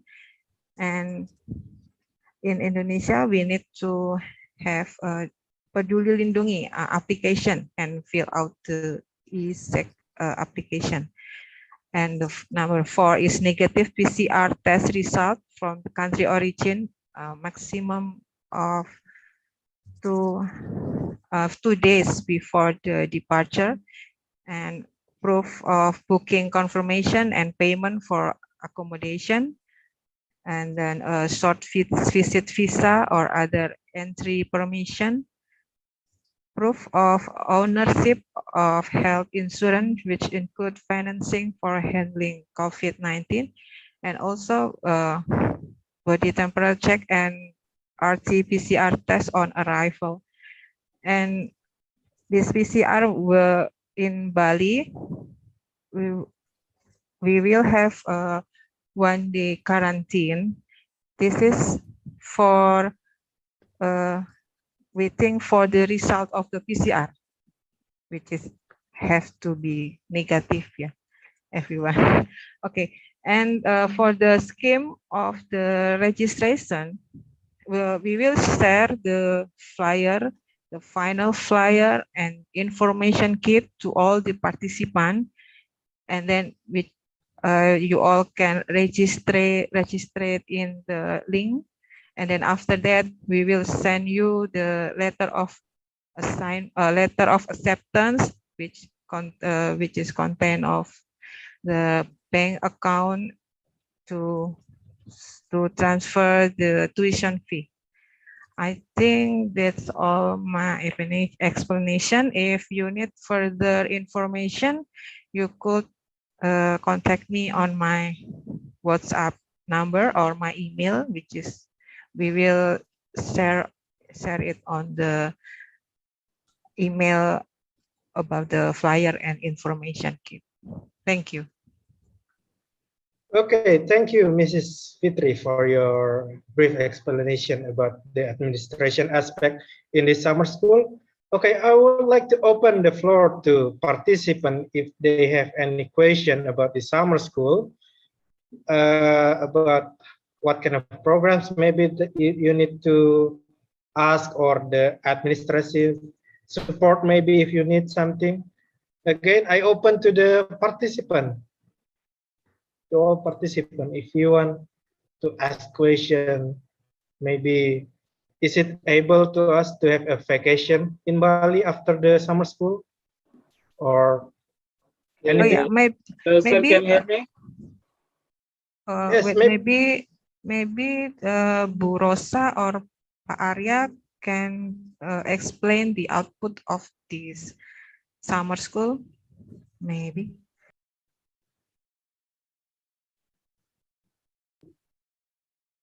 Okay, hello. Can you hear me, sir? Yes, you can. Go ahead. We can. Okay. I want to ask because I'm currently in China. I'm a PhD student in a Chinese university. So right now, Chinese policy is they're not allowing students to come back to like inter-China. So I don't think if this policy will change by June. So I'm very like skeptical that we may not be able to visit like Indonesia. So my question is whether this program will be face-to-face just, or it will be dual, like face-to-face and online.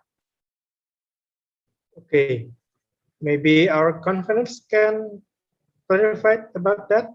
Is it able to intend hybridly maybe? Yeah. Yes. Thank you, Usama Kalim, for your question. So right now, until now, we haven't decided whether we have a hybrid or online, but we are strict with our plan to have an on-site summer school in Bali. So yeah, unfortunately, until now, we still stick with our plan to have an on-site summer school in Bali. I think. Yeah, I hope that it's answer your question. Thank you. Thank you. Okay, thank you, Usama, for your question. Any other participant would like to ask a question or to confirm something, especially for our participant from abroad? Yes, Mr. Bot? Yeah, I have one question. Thank you, Morita. May I know how long does this course, how many weeks or how many months that during the course? I'm not sure I understood the question acoustically. Could you repeat it? Yes, thank you, sir.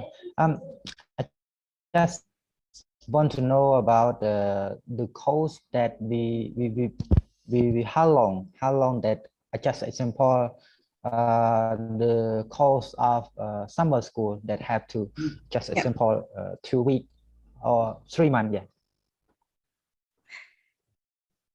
Sasha, you want to answer or?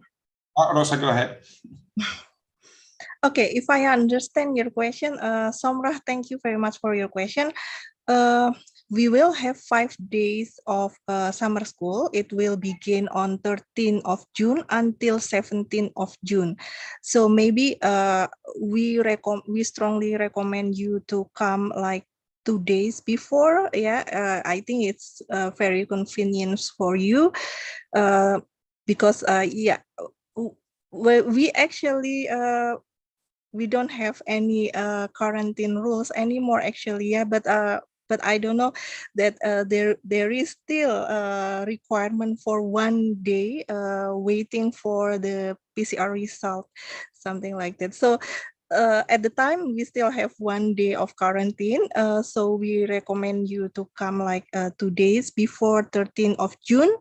And then about the costs, actually, well, I believe that Bali, our partner is here, from Warmadewa. I believe that Bali is not that expensive, so it is affordable. And for the accommodation, and we will give the recommendation. So we will give recommended guest house, hotel, or any kind of accommodation which is like affordable for the participants. So for this course, actually we have what we call it as tuition fee, but it is not that expensive. It's about like 150 US, but that includes the lunch, because we will have lunch, and we will have also dinner together. So that's because we want to provide you with lunch and dinner, something like that. I hope that is answer your question. So it's about like 5 days, or maybe like 7 days of coming to Bali. So yeah, you can just I don't know how much is it, but I'm sure that it's affordable. Okay, thank you, conveners. Mr. Bon, is that clear your question, or you have any follow-up? I'm sure. Yeah, thank you. Okay, thank you. Is there any question from participant about our program in Bali? Maybe you need some clearance about, is it master program for all program, or just for maybe like law, public health, maybe anything to clarify about this program, please. Any question? Maybe there's no question currently. I can make one comment. If you consider to join the summer school as a participant, I would advise everybody to not just see this as an opportunity, to learn something immediately during the summer school, but also as a fantastic opportunity for networking. See this as for somebody who's working in academia, but also for people in any other field. This is extremely important and will become even more important in the in the course of the 21st century. To just get contacts from different disciplines and from people who work in different fields, who work in different places, and who work in different jobs, and share perspectives. And I think this summer school is a very good opportunity to bring together such different perspectives. If you only take the various perspectives we had today, so from researchers in public health, people in law, people in Indonesia and Switzerland, in Germany, Netherlands, and this will all be essentially on steroids, if you want, in June, because there are many more people and many more such perspectives.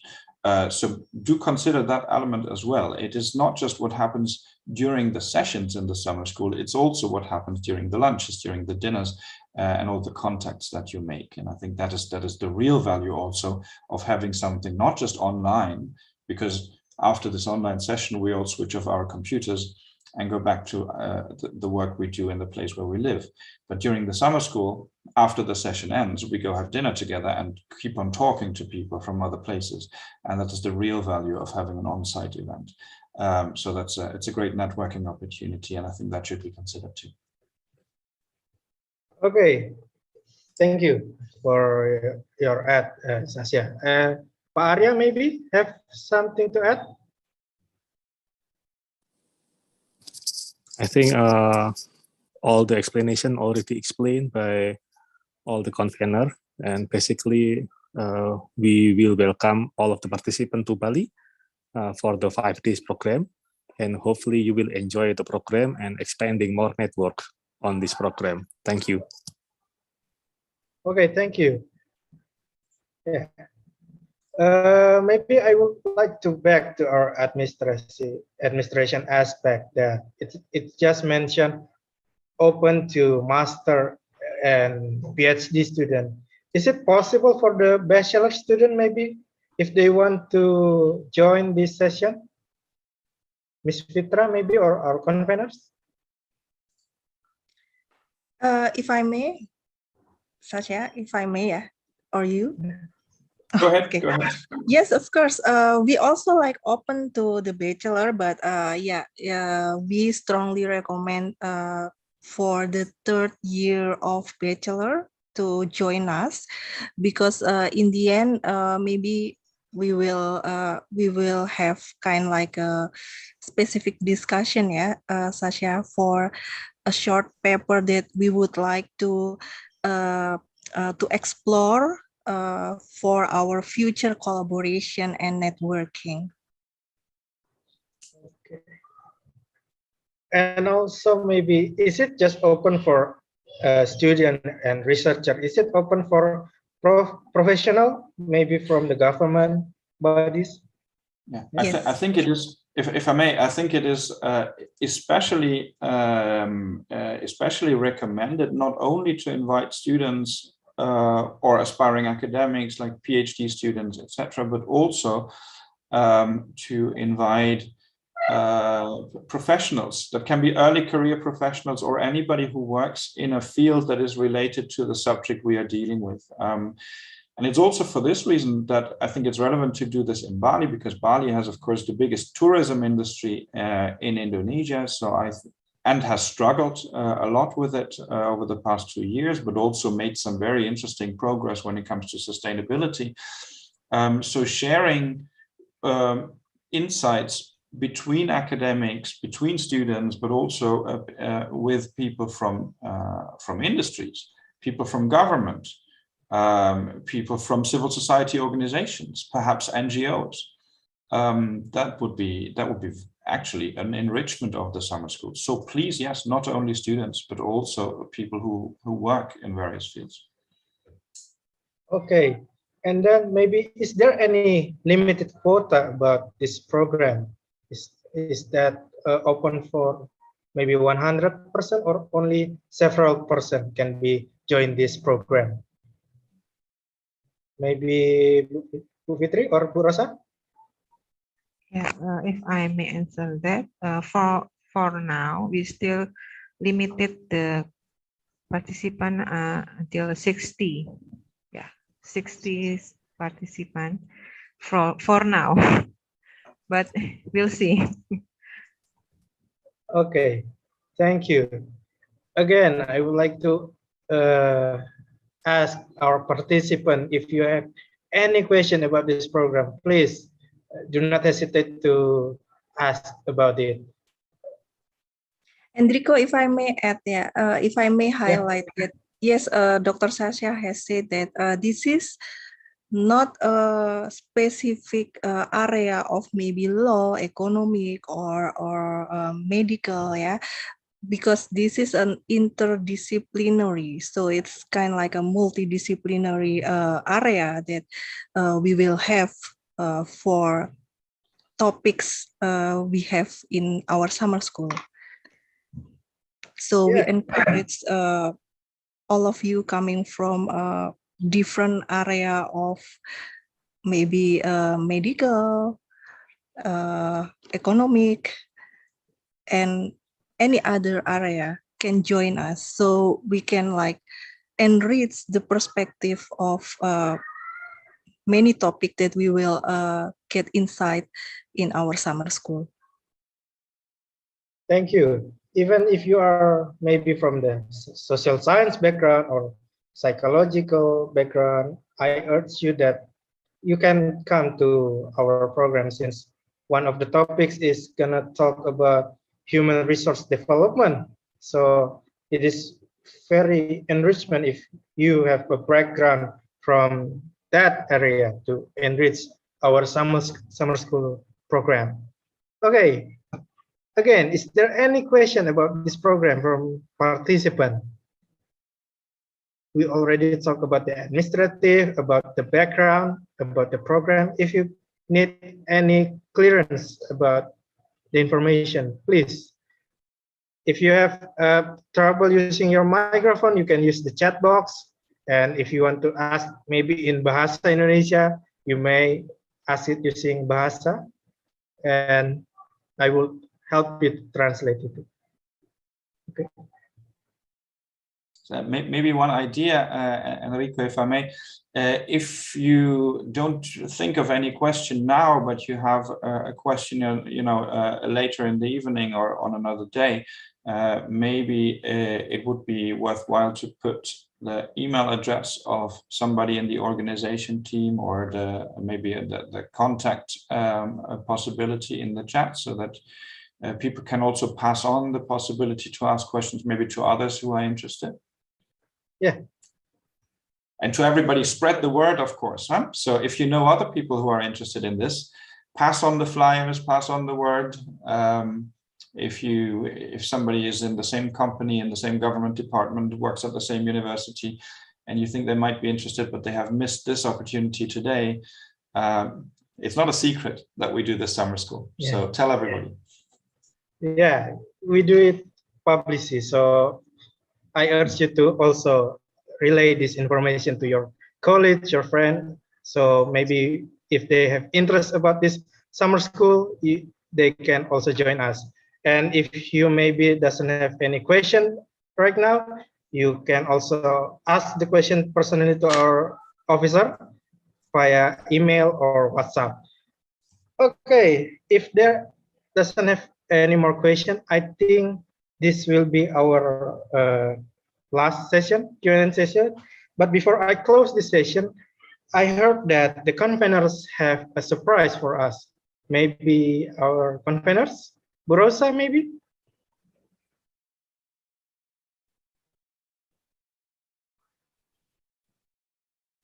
Yes, we have a surprise because we would like to announce that one participant from our pre-event summer school will get the golden ticket, which is like he or she doesn't need to have the what we call it as tuition fee. Yeah, so we make it free for 150 US, and it will be our may I say best participants for the pre-event, because he or she is very active. Yeah, our team has already noted that one participant is very active, and his or she will be the best participant, and we would like to give the prize for this pre-event. Should I announce it now, or? Yeah, you can announce it. Or maybe Sasha, you want to announce it? Who will we can? Well, can you do a drum roll? So the golden ticket for the summer school 2022 goes to Mr. Bond. The warmest congratulations from all of us. So Bond, see you in Bali on June, yeah? We really look forward for you to seeing you in person in Bali. Thank you, Enrico. Thank you. Thank you. Thank you. Okay. Thank you to our conveners, and congratulations to Mr. Bond for receiving the golden ticket. I will happy to see you in person at Bali in this June. And again, I would like to invite all our participants today to join us in person at Bali during our summer school program. And by that, this is our last session and will be the closing maybe for our preschool event. Thank you to all participants. Thank you to our conveners, Dr. Sasha, Dr. Rosa, and Pak Arya, also to Bu Fitri for the information about the administration. And I would like to give this session to Vira. Vira? Thank you so much, our moderator, Enrico. And yeah, it's a wrap. And please give applause to all of us, to our amazing speakers. Yeah, we have a Dr. Nima Desukartini right here, right now. Thank you, doctor. She is a coordinator in Master Program Health Economics, Postgraduate School at Erlangga University. Also, Dr. Sasha Hart, Assistant Professor of Comparative Constitutional Law, Faculty of Law, Master University. And the convener, Dr. Rosa and Pak Arya, thank you so much. I also spotted that some Rajpon who has been very interested among the participants here. Thank you so much. Congratulations for the golden ticket, and all of you who have been listening in 2 days, really appreciate that. On behalf of the conveners, we once again thank you for today and hope that this activity has given you a much clearer understanding. So take a good care of yourself. Make sure you are free from Omicron, the son of Omicron.